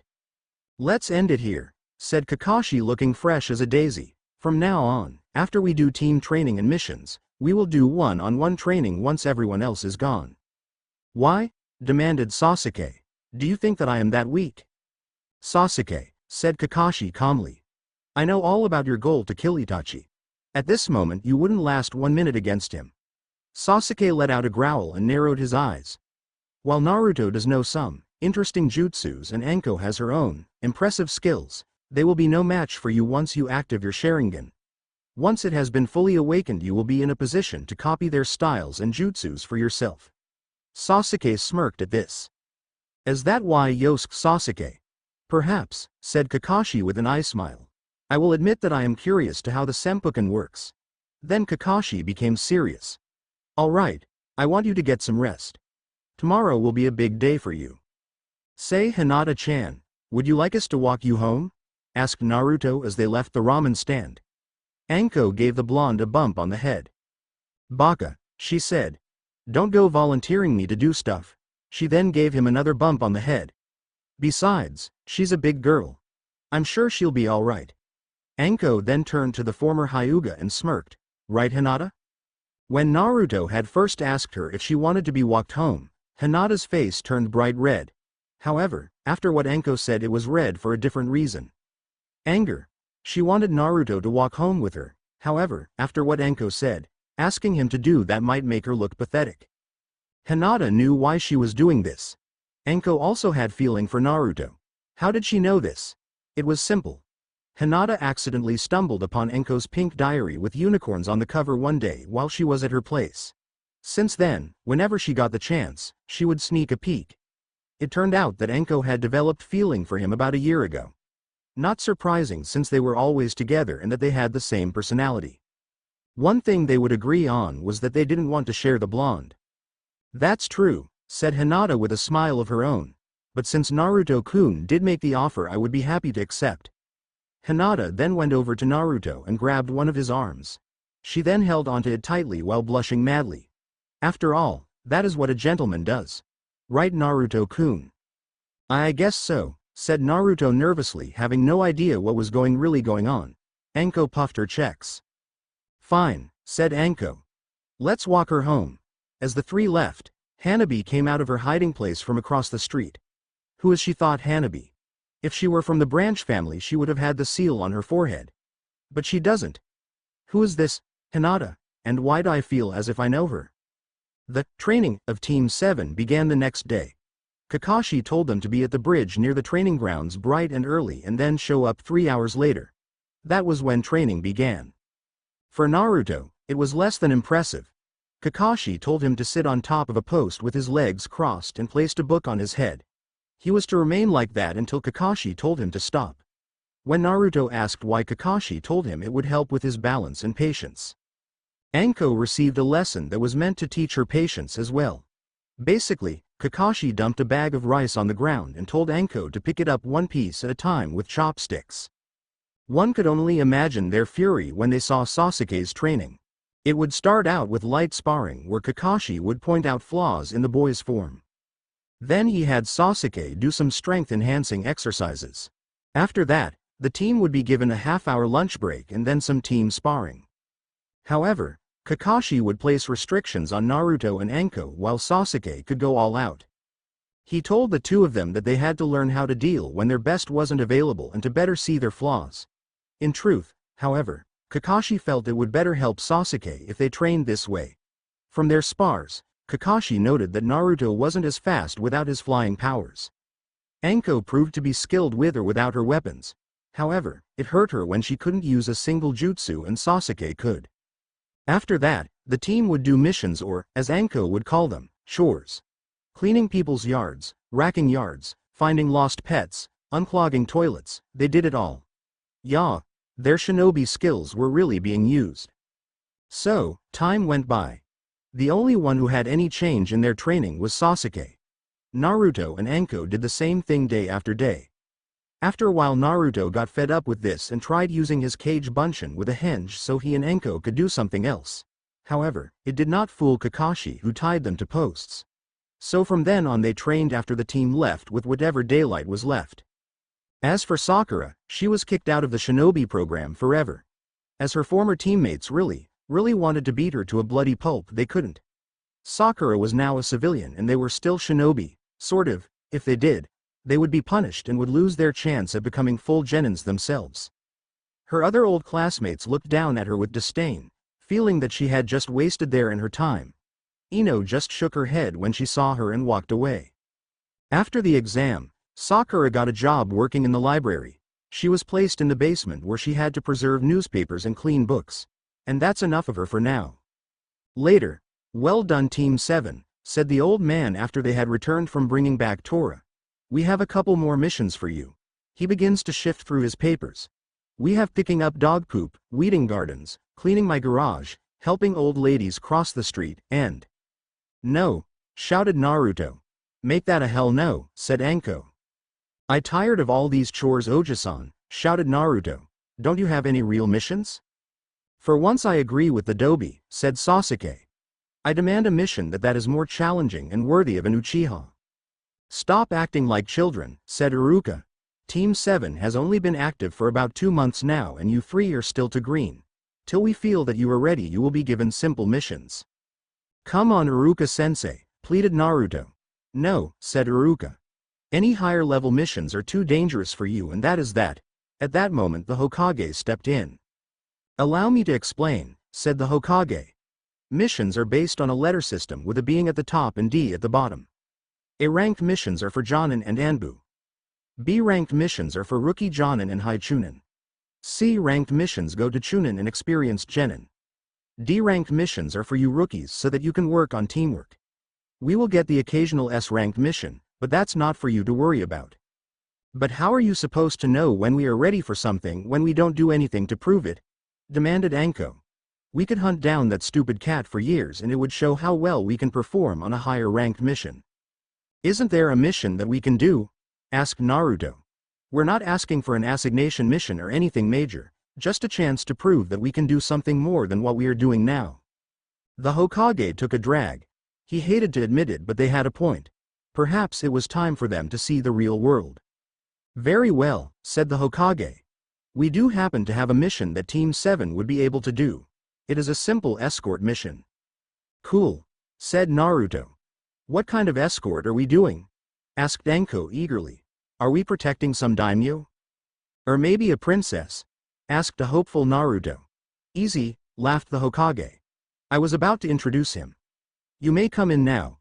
Team 7 turned their head to face the door on the other side of the room. Slowly it opened to reveal an old drink man holding a large bottle of sake. "What's this?" he asked. "These are just some super brats. Especially the midget with the super stupid looking face." Naruto laughed. "I wonder who he's talking about. A midget with—" Naruto stopped there when it began to dawn on him. Anko was only 7 inches taller than him, making her the second shortest one on the team. Slowly, wind began to circle around Naruto's feet. "If a fight's what you want then fine," said Naruto with gritted teeth. "Don't Naruto," said Kakashi as he held on to the back of Naruto's shirt. "What's the point of killing the person you were hired to protect?" "Who said anything about killing?" said Naruto. "I was just going to beat down." "I am the super bridge builder Tazuna," said Tazuna after he took a gulp of sake. "I am expecting super protection for you until I get back to my home country and finish the bridge." "All right T, want you all pack and ready to leave in 1 hour. Meet at the gate." 1 hour later, the whole of Team 7 showed up on time at the gates. When I say the whole Team 7, I mean Kakashi too. "Oh my Kami," cried Anko as she pointed at Kakashi. "It has to be a phony." Kakashi just sweat dropped. "It's really me," said Kakashi. "You're right," said Naruto. "You have never been on time since the day we meet you." "This is important," said Kakashi.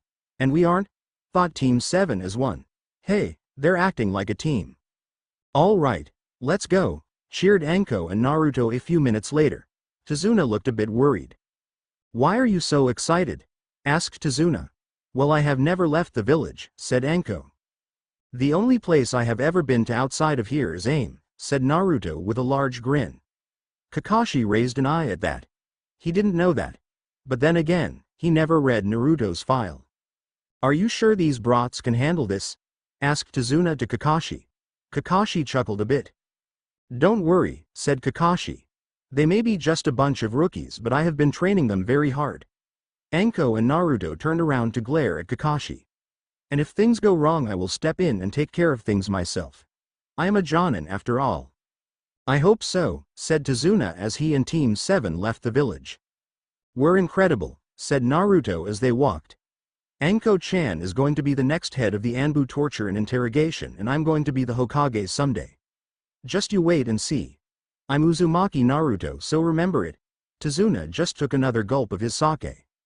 "The Hokage is the #1 person in your village, right?" he asked.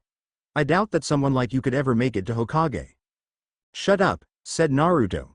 "I'm prepared to do anything to become Hokage. Once I become Hokage, then even you will have to respect me." "No, I won't," said Tazuna. Later, "Hey sensei," said Anko after they had been walking for a while. "What is it?" asked the lazy Jonin. "Are there any shinobi in Nami no Kuni?" asked Anko. "No," he responded. "If there were, then Tazuna-san wouldn't have hired us. There are many different villages. However, only 5 largest countries hold the villages where one can receive the title of Kage. They're the Mist, Leaf, Sand, Rock, and Cloud. Their leaders are the Mizukage, Hokage, Kazekage, Tsuchikage, and Raikage." "So will we be facing any shinobi?" asked Anko hopefully. "Doubtful," answered Kakashi. "That's a pity," said Naruto. "I was really hoping to see some action." While Naruto said this, Sasuke and Kakashi noticed Tazuna sweat a little. Shortly after that, they passed by a puddle which only Kakashi paid any notice to. After they had walked several feet from it, 2 shinobi from Kiri jumped out of it. They were the Demon Brothers. Silently and quickly they wrapped their chain around Kakashi, and when everyone turned around they saw Kakashi being shredded. "That's one," said one of them. They then appeared behind Naruto. "This makes 2, said the other. With the same quick motions the chain began to wrap around Naruto. It would have done the same to Kakashi had Naruto not shot up several yards in the air. "Assholes!" he screamed. While their chains were still in the air, Sasuke managed to pin them to a tree using a kunai and a shuriken. Cursing their luck, they headed towards Tazuna. Seeing this, Anko grabbed the hilt of her sword that was tied around her waist. However, before they could touch her, Kakashi appeared and, just like that, they were stopped. One was caught in a neck hold while the other was being carried under Kakashi's arm. "Sorry about that," said Kakashi with a lazy look on his face. Naruto looked over to where he had seen his sensei die. All that remained were pieces of wood. He cursed himself as he slowly fell back to the earth. "Naruto, please don't run off when a fight starts." "Sasuke, good job." "I didn't run away," growled Naruto.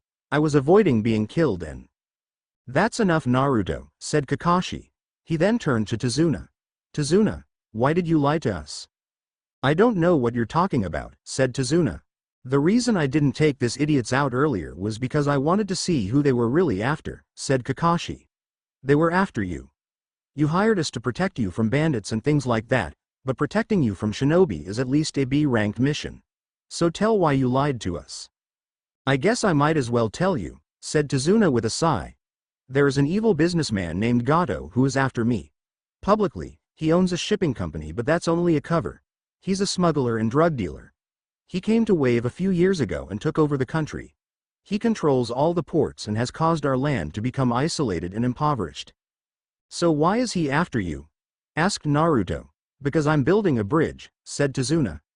When it is finished, it will connect our land with the outside world and we will be able to trade freely once again and our economy will recover.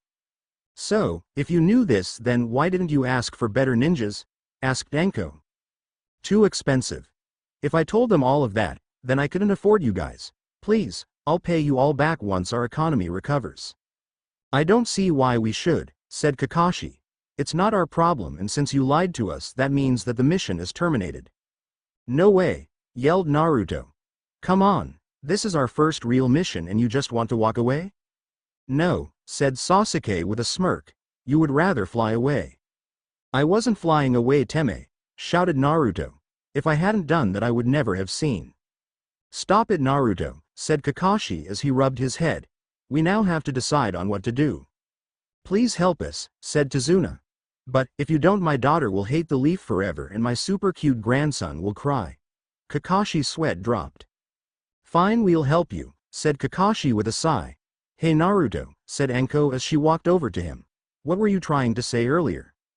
I was going to say I was also looking to see if there were any other shinobi in the area, said Naruto. As I was coming down I thought I saw one running away from here. That would mean they will be regrouping, said Sasuke. You were very right, said Kakashi as he nodded to Sasuke. He then looked at Naruto. Well, it looks like your act of cowardness paid off in the end. With that he began to walk away. I really hate him, growled Naruto. Team 7 along with Tazuna traveled for a couple of days until they reached Nami no Kuni. A boat was waiting for them and snuck them in. Once they got to shore, Tazuna told them that they would be staying at his place. As they walked in the forest, Naruto heard a noise in the bushes and threw a kunai at it. A white rabbit jumped out of the bush and ran away. What are you doing, Dobi? Asked Sasuke. I thought I heard something, said Naruto in defense. Interesting, said Kakashi as he rubbed his chin. What's interesting? Asked Tazuna. That rabbit's fur was white, said Kakashi. Rabbit's fur changes white during the winter months, but it's summer. The only other time it changes like that is when it has been kept in captivity for too long. Meaning that, get down. With that, everyone hit the floor as a giant blade flew through the air where they had been standing. It then curved upwards and was caught by a man standing on a tree. He had dark hair, no eyebrows, bandages covering his face, and dark pants. He was shirtless, showing the world his muscles.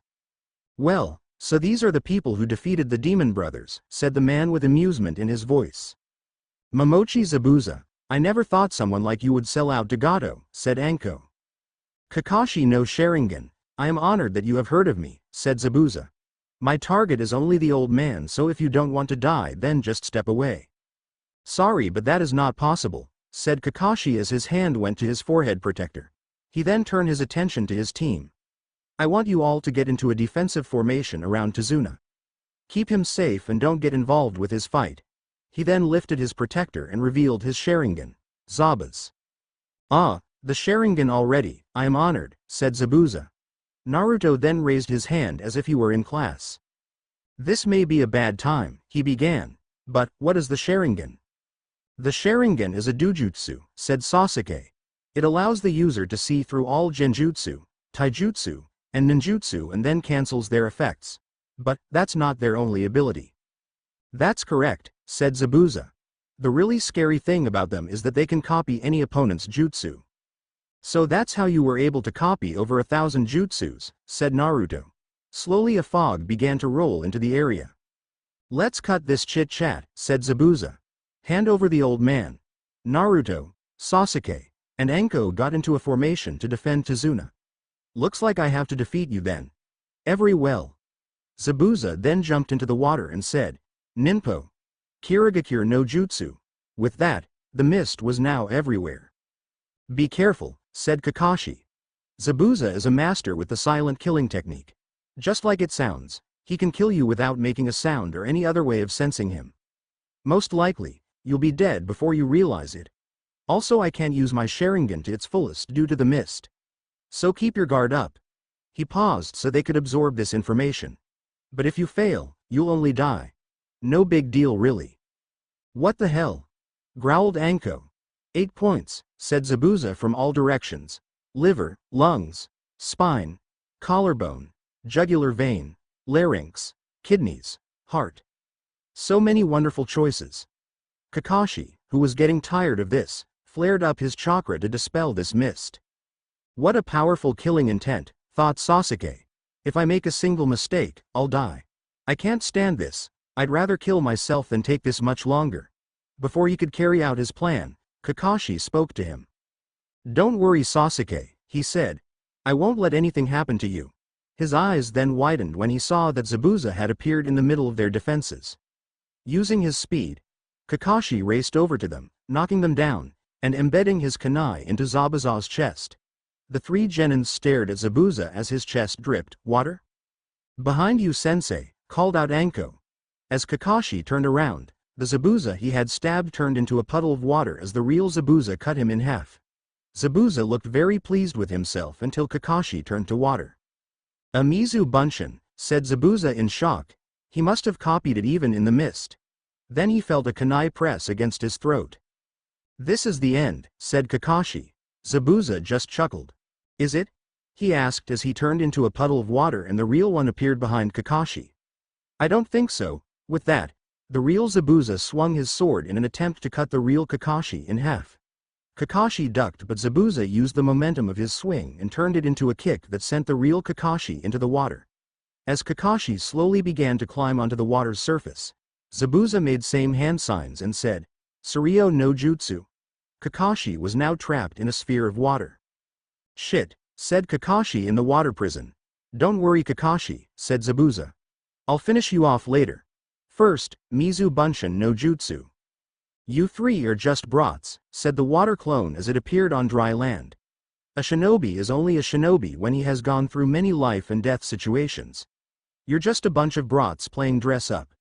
Ninpo. Kirigakure no Jutsu. The mist soon returned to the area. I'll tell you this. You will only be a shinobi when your name appears in my bingo book. The Bunshin then raced to attack its first victim. It went right to Naruto with its sword raised high in the air. However, when it got close, all of the mist seemed to vanish while it was in mid-swing. The Mizu Bunshin then noticed the blonde's arm. There was a twister around his arm. Let's have some fun, said Naruto as he moved the Senpuken into a defensive stance. The Mizu Bunshin's blade hit the side of the Senpuken and there was an explosion. It was small, but enough so that everyone was blinded by the dust that was sent into the air. When it cleared, Naruto was the only one standing. I wondered what would happen if I did that. Looks like I got lucky. What does that mean, Dobi? Yelled Sasuke. You mean to tell us that you have never used it like this before? Yeah, said Naruto. I mean, I missed all of the other times I came into contact with foreign shinobi to use this jutsu. Smart ass, said Sasuke. I'll tell you this much, said Naruto. I have never used it on a person. What I just did was tilt the air current so when it exploded my enemy took all the damage. He then turned to Anko. Hey Anko-chan, it looks like I'll have to use it now. Geez, said Anko as she scratched the back of her head. Just use it already. Naruto grinned as he reached back into his pouch. What are you all thinking? Yelled Kakashi. You all have to get out of here. Our mission was to protect Tazuna. Have you forgotten that? Everyone then looked at Tazuna. I'm sorry for doing this to you all, he said. It is because of me that you are in this position. Now, I don't want to die a super bad death or anything, but if you want to fight then fight. And there you have it, said Naruto as he pulled out the Raijin. Hey eyebrowless freak. I'll tell you something. I have been in life and death situations before. People have tried to kill me my whole life. I have been beaten, stabbed, starved, and I have survived it all so I can fulfill my dream. One day I will be Hokage. Do you hear me? Interesting, said Zabuza. Let's see if you can back that up. Naruto's only answer was a smirk as he lifted himself into the air and activated the Raijin. He then shot towards where Kakashi and Zabuza were standing. Zabuza, while shocked that someone could fly, got his sword into a defensive position. Naruto then veered right and began to circle around them, going faster and faster with each pass. Zabuza tried to swing at the white blur but it was going just too fast. Getting fed up with his, Zabuza threw high Zanbato which hit Naruto. Zabuza smirked until he saw the blonde shinobi vanish in cloud of smoke. What did my cage Bunshin ever do to you? Asked Naruto mockingly. Zabuza looked around for the blonde only to find him floating in the air on the other side of the water sphere. I wonder what would happen if I stabbed this thing? Asked Naruto with an insane smile. Kakashi and Zabuza began to shake their heads. Naruto nodded back at them. Naruto, stammered Kakashi. Water conducts electricity. If you stab this thing I'll get shocked. So will Zabuza unless he releases you, countered Naruto. And judging by the look in his eyes he knows that. Why, you're insane, said Zabuza. Hanging out with Enko-chan does that to ya, said Naruto as he stabbed the water sphere with the Raijin. Kakashi and Zabuza immediately felt the electricity and got the shock of their lives.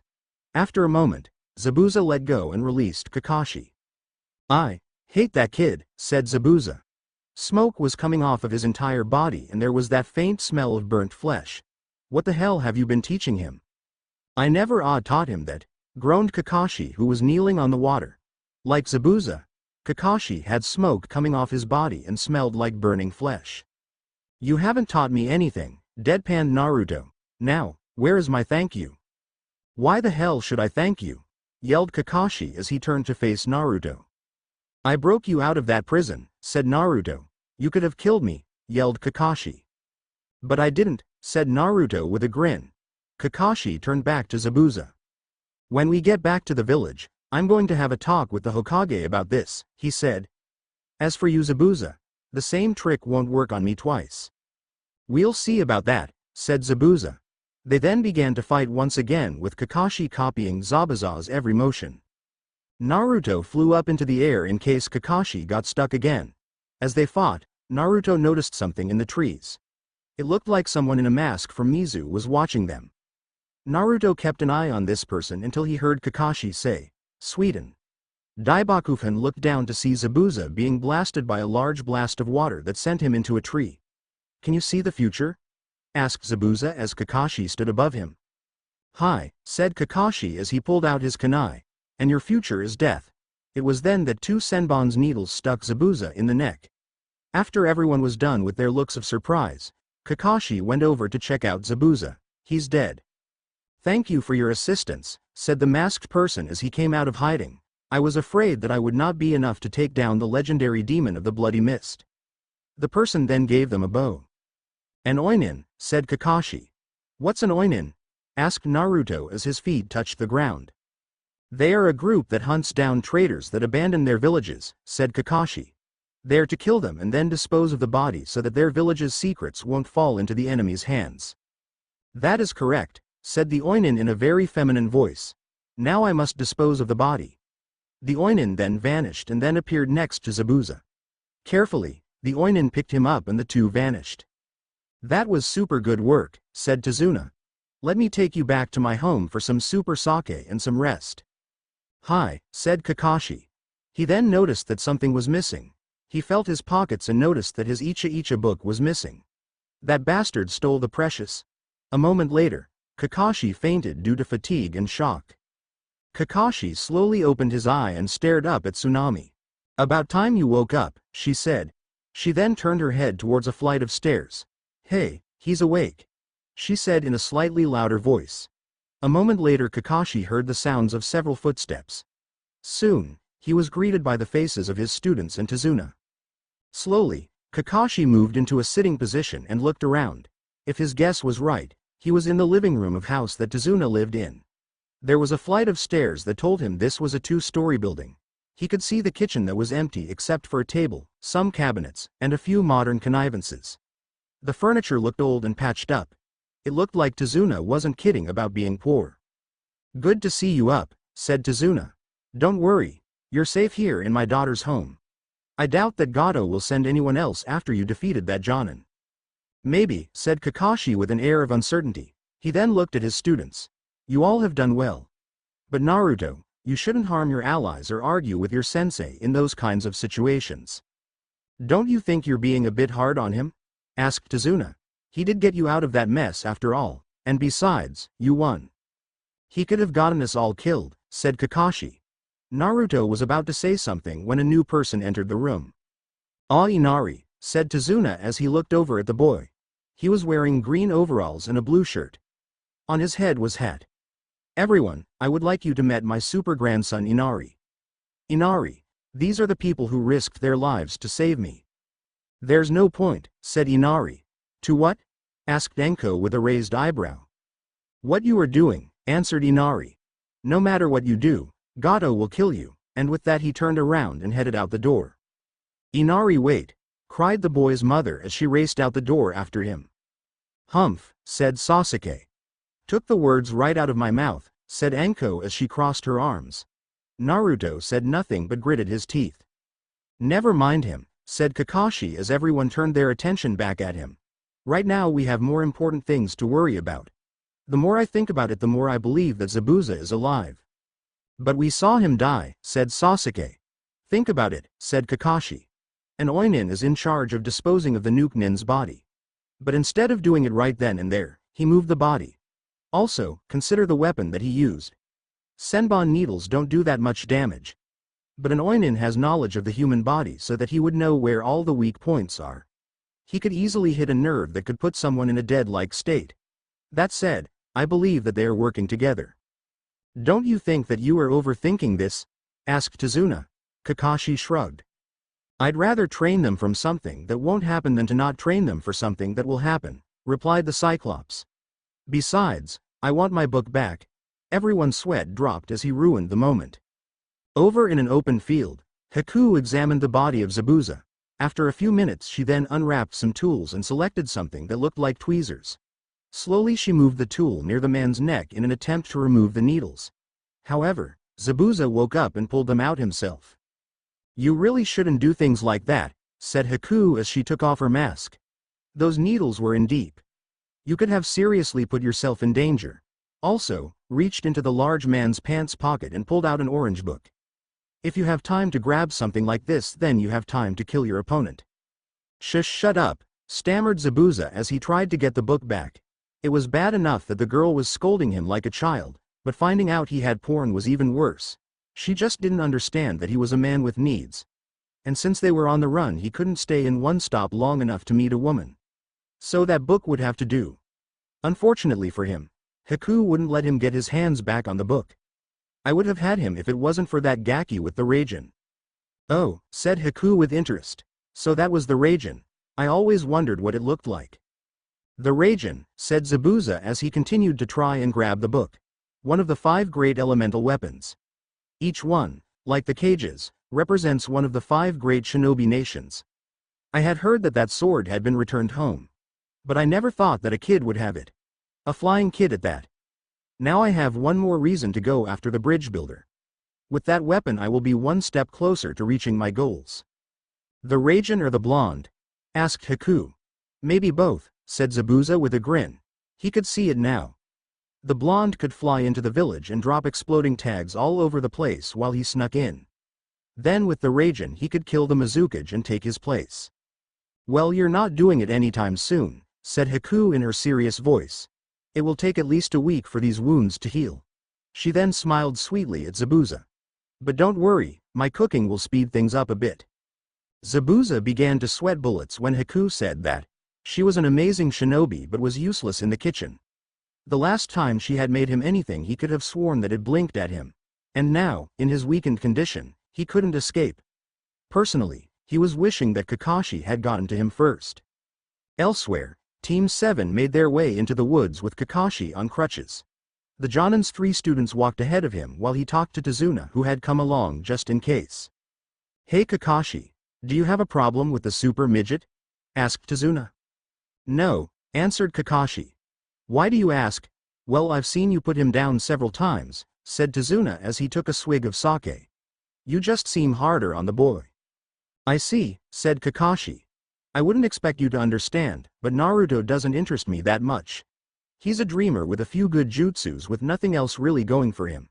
He says he'll become Hokage, but that will never happen. I doubt he will ever make it past Chunin. Sasuke is a different matter. He is a genius among the shinobi of his age group. He belongs to a clan with a great dujutsu. Once he awakens it, he will become stronger than any of the other genins and most of the chunins. The council also knows this. That is why they are planning on making Sasuke our future Hokage. I don't know everything about the shinobi world, said Tazuna as he scratched his head. But, doesn't the Hokage choose who will succeed him? That's what I heard at least. Hi, said Kakashi. The council wrong case for Sasuke's selection. Sarutobi-sama will see the light sooner or later. I don't think he'll ever understand the shinobi world, thought Tazuna. Alright. Let's stop here, said Kakashi as them came into a clearing. His 3 students turned around and waited for their sensei to tell them what they were going to be doing. To get you all ready in case Zabuza really is alive, I will be teaching you a technique that some Jonins can't even do. And what is that? Asked Sasuke. To climb trees, said Kakashi with an eye smile. His students seemed less than impressed. We already know how to climb a tree, said Sasuke as he crossed his arms. Kakashi didn't say anything as he walked slowly over to a nearby tree and walked up it without using his hands. The ease in which he did it made it look more like he was walking on the ground. When he reached the first branch that looked like it would hold him, he walked under it so he was upside down. He walked a little bit more before he stopped and looked down at his students. Did I forget to mention that you couldn't use your hands? Said Kakashi. He then began to walk back down to his students and employer. As you know, chakra flows through the entire body. In some areas, like the hands, it is easier to focus and to mold. The feet, on the other hand, are much harder. This exercise is going to help you work on your control so that even in the heat of battle you don't waste any chakra. He was now in front of his students.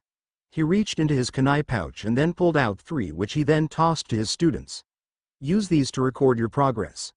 Oh, and I suggest that you get a running start. Sasuke smirked as he gripped his kunai. He then ran towards the nearest tree as quickly as he could. While he ran, he focused chakra into his feet right before he took his first step onto the tree. When his foot touched the bark there was a small explosion and Sasuke was thrown back. But not before he was able to mark where he stopped. This isn't as easy as I thought it would be, said Sasuke as he began to understand what had happened. If I use too much then the wood explodes.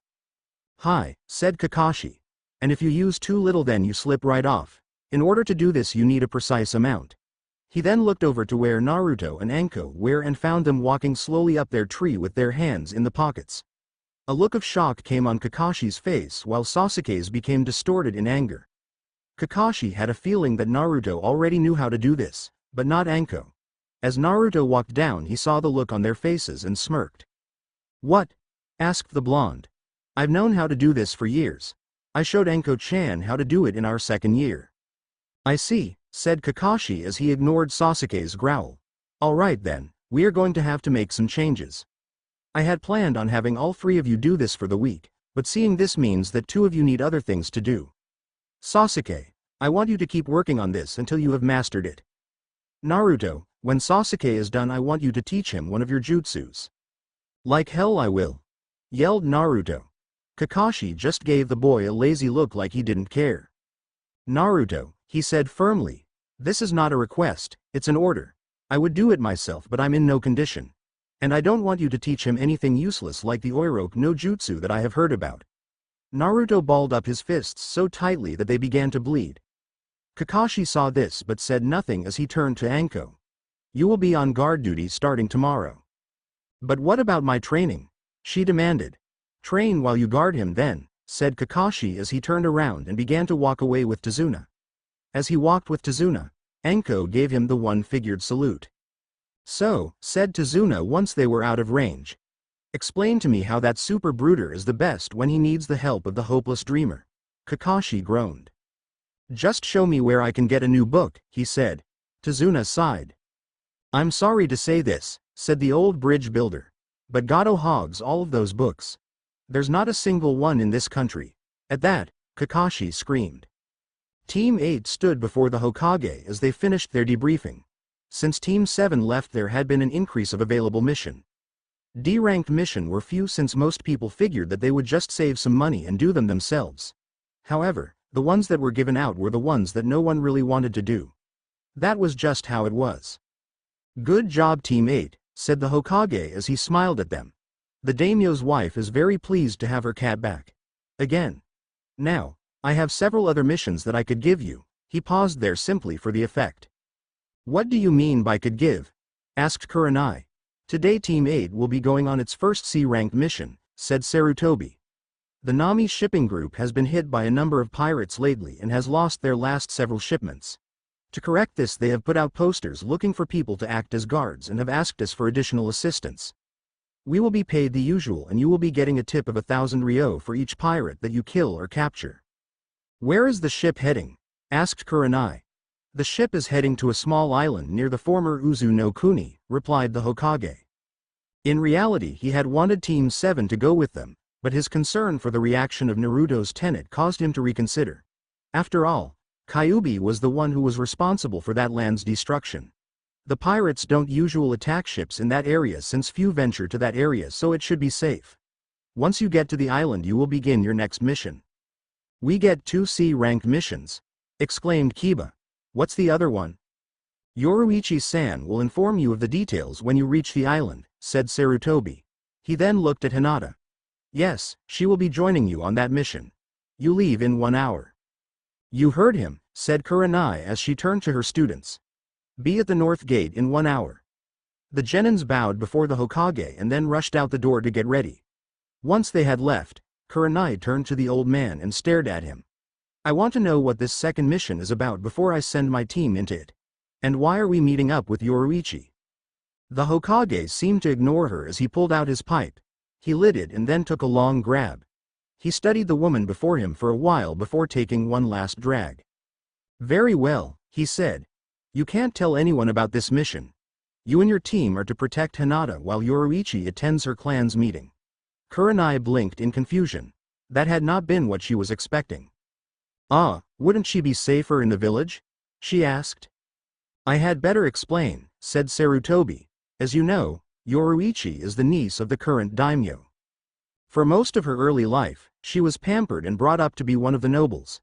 Then, one day when she was 9, she was nearly killed in an assassination attempt. She was saved, luckily, by one of our shinobi. After that, a spark was lit that couldn't be extinguished. She wanted to become a shinobi despite her family's objections. However, they eventually gave in, seeing that she would never be able to become daimyo. But things are different now. The current daimyo has no children of his own. Unless this changes, his brother will remain next in line with Yoruichi in third. However, it is most likely that her father will be too old to take the throne if that happens. To decide the best course of action, the clan is having a meeting on the island that you are heading to so that it will remain a secret. I see, said Kurenai as she nodded. But what does this have to do with Hinata? There is also another thing that they will be talking about, said the Hokage. The daimyo told me before he left with Yoruichi that they want her to formally adopt Hinata as her daughter. What? Kurenai practically screamed. You seem surprised, observed the Hokage. To say the least, breathed Kurenai. Don't get me wrong, I'm happy for prize that they want her now after all this time. The Hokage took another drag before continuing. If Yoruichi is moved to second in line for the throne, she will need a successor, said the Hokage. The life that woman leads is a dangerous one. Not to mention her personality. She has never been married nor has she had children of her own. Maybe they are hoping that adding some Hyuga blood will help their family. So why is her life in danger? Repeated the red-eyed woman. Hiyashi, said Sarutobi simply. Since Hinata was thrown out, he has been worried that the Byakugan will fall into another clan. If that happens, some of the branch members of his clan might try to get their children into the other one to save them from the birdcage seal. But now he has something far worse. If Hinata were to make her voice heard, she would have the power to help pass laws. She could help create a law that would banish the birdcage seal once and for all. If that happened, I would be forced to enforce it and Hiyashi would be forced to obey. If he finds out where and when the meeting is taking place, I am sure that he will try his best to have her killed beforehand. Does he know about this meeting? Asked Kurenai. Unfortunately, the council was informed, said the Hokage. And that man is on the council. He only knows about the meeting but not the time and place. The first mission is a cover. I had worked it out with the shipping company so that you will be on the right boat. He stopped to have another drag. Have I explained everything?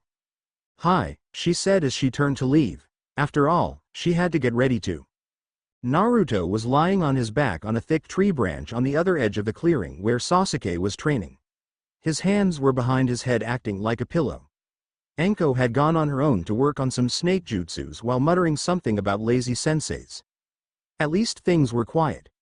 So quiet in fact that Naruto decided to take a nap right before he began his own training. Slowly he drifted into dreamland until... "Get down here, Dobi!" yelled Sasuke from the ground. Naruto groaned as he opened his eyes while wishing that his teammate came with a snooze button. He then got up into a sitting position with his legs dangling over the edge as he looked down at his teammate. "What do you want, Teme?" asked Naruto. "You're going to start teaching me that jutsu now?" demanded Sasuke. Naruto smiled as he shook his head. "Sorry, but Sensei said I only had to when you finished mastering this exercise," said Naruto, who wasn't sorry at all. "And since you're down there and I'm up here, you haven't finished it." "It's pointless," said Sasuke as he crossed his arms. "This isn't making me stronger. I need to get stronger so I can kill him. So get down here." "Taking the easy way, I see," said Naruto with a sigh. "Let me guess, you actually have to work hard at it and now you want to give up. It takes time and hard work to gain power that is worth having." Then, Sasuke did something that Naruto never expected him to do. The Uchiha reached back and pulled out 6 kunai. Without saying a word, he threw them at Naruto. The wind user leaned back and rolled off the branch to avoid being hit. Now he was hovering in the air while looking at Sasuke. What was that about? "I don't want a lecture," said Sasuke. "I don't have time for it. Every second I waste with people who are only playing shinobi, he gets stronger. So I'm just playing shinobi? So I'm just supposed to hand everything to you on a silver platter?" yelled Naruto. "I worked my ass off for this power. If you want to get stronger, then why don't you try making your own jutsu instead of waiting for others to hand you everything?" Began Sasuke, but Naruto wasn't finished. "Besides, you're not getting stronger while Kakashi-sensei is holding me and Anko-chan back. So if you think you're better than we are based on our practices, then you are wrong." "You want to put that to the test?" asked Sasuke as he cracked his knuckles. "Love to Teme," said Naruto as he landed on the ground. Not wasting any time, Sasuke ran right for the blonde and punched him in the face. As Naruto took a couple of steps backwards due to the force of the attack, Sasuke managed to kick him in the chest. Sasuke then leapt toward him and continued to punch him over and over again without stop. "Is punch in the face this the best? Punch in the gut. You, another punch in the gut? Got?" taunted Sasuke. He was about to punch him in the face again when Naruto's hand grabbed the other boy's fist. Naruto stared at Sasuke. A small trickle of blood came from his mouth. His left eye seemed to be half open. In a single motion he pushed Sasuke away. "Hardly," said Naruto before he shot straight up into the air. Sasuke watched him as he became nothing but a small dot. "What is that Dobi thinking?" asked Sasuke aloud. Naruto stopped shortly before he hit the cloud line. Once there he began his pre-fight ritual. After all, you had to get into the right mood when you do things like this. Naruto closed his eyes and took a deep breath. He then opened his eyes and a feral smile appeared on his face. Sasuke stared at the dot that was his teammate. For a while it remained stationary. The Uchiha then began to wonder what was going on. Was his teammate going to run away? Did he have a plan? Was he going to use a long-range attack? His thoughts were then cut short when the dot began to get bigger as Naruto fell to the ground at amazing speeds. He then veered left and Sasuke lost sight of him due to the canopy that the forest created. Then, from Sasuke's right, Naruto came flying towards him like a human bullet, veering around so he didn't hit the tress. Sasuke grabbed his last kunai and threw it at Naruto. Sasuke watched it as it hit Naruto in the forehead. However, a moment later Naruto went poof. "Kage Bunshin," said Sasuke with gritted teeth. Sasuke's eyes then widened right before he did a backflip to avoid another Kage Bunshin that would have hit him from behind. When he landed, he saw another clone coming from straight towards him and another coming from the left. Sasuke dodged at the last moment so that the two hit each other. Sadly, this time there was no poof but a boom instead. The force of the explosion threw Sasuke like he was a rag doll as he landed on his chest. Slowly he got up and noticed Naruto was leaning against a tree with his arms crossed. "You done yet?" he asked with a grin. "Hardly," replied Sasuke as he charged at Naruto. Naruto got off the tree and began to do some hand signs. Then he yelled, "Futon! Daitopa!" and a great explosion of wind came and swept Sasuke into the air. He landed hard on a tree with enough force to hear a bone or two break. Then next thing he saw was Naruto flying towards him feet first, aimed for his chest. When it hit, Sasuke's face was the picture of pain right before he went poof and was replaced with a log. Naruto turned around and saw Sasuke on a knee, panting hard. Then he saw Sasuke pull out some shuriken and then he threw them at him. Naruto smirked as he began to do several seals before shouting, "Futon! Kazatate!" A twister appeared around Naruto and deflected the attacks that Sasuke threw at him. "How?" asked Sasuke as Naruto's jutsu faded. "These were the first jutsus that I ever learned," replied Naruto. "I know one other, but I don't think I'll need it. You're done." "Not yet," snarled Sasuke as he got up. He then began to perform his own hand signs and then yelled, "Kaden! Gokakyu no Jutsu!" Naruto saw this and yelled, "Futon! Daitopa!" Sadly, as soon as Naruto did that he remembered what happens when you use wind to fight fire. The two jutsus hit each other and caused an explosion as the fire ignited the wind. When the smoke cleared, the clearing had suddenly become a lot bigger. Sasuke was knocked out and Naruto was about to lose it as well. "Somehow I know I'm going to get in trouble for this," said Naruto as he closed his eyes. The end. I hope you enjoyed this episode. Remember to subscribe and like this video. See you in the next part.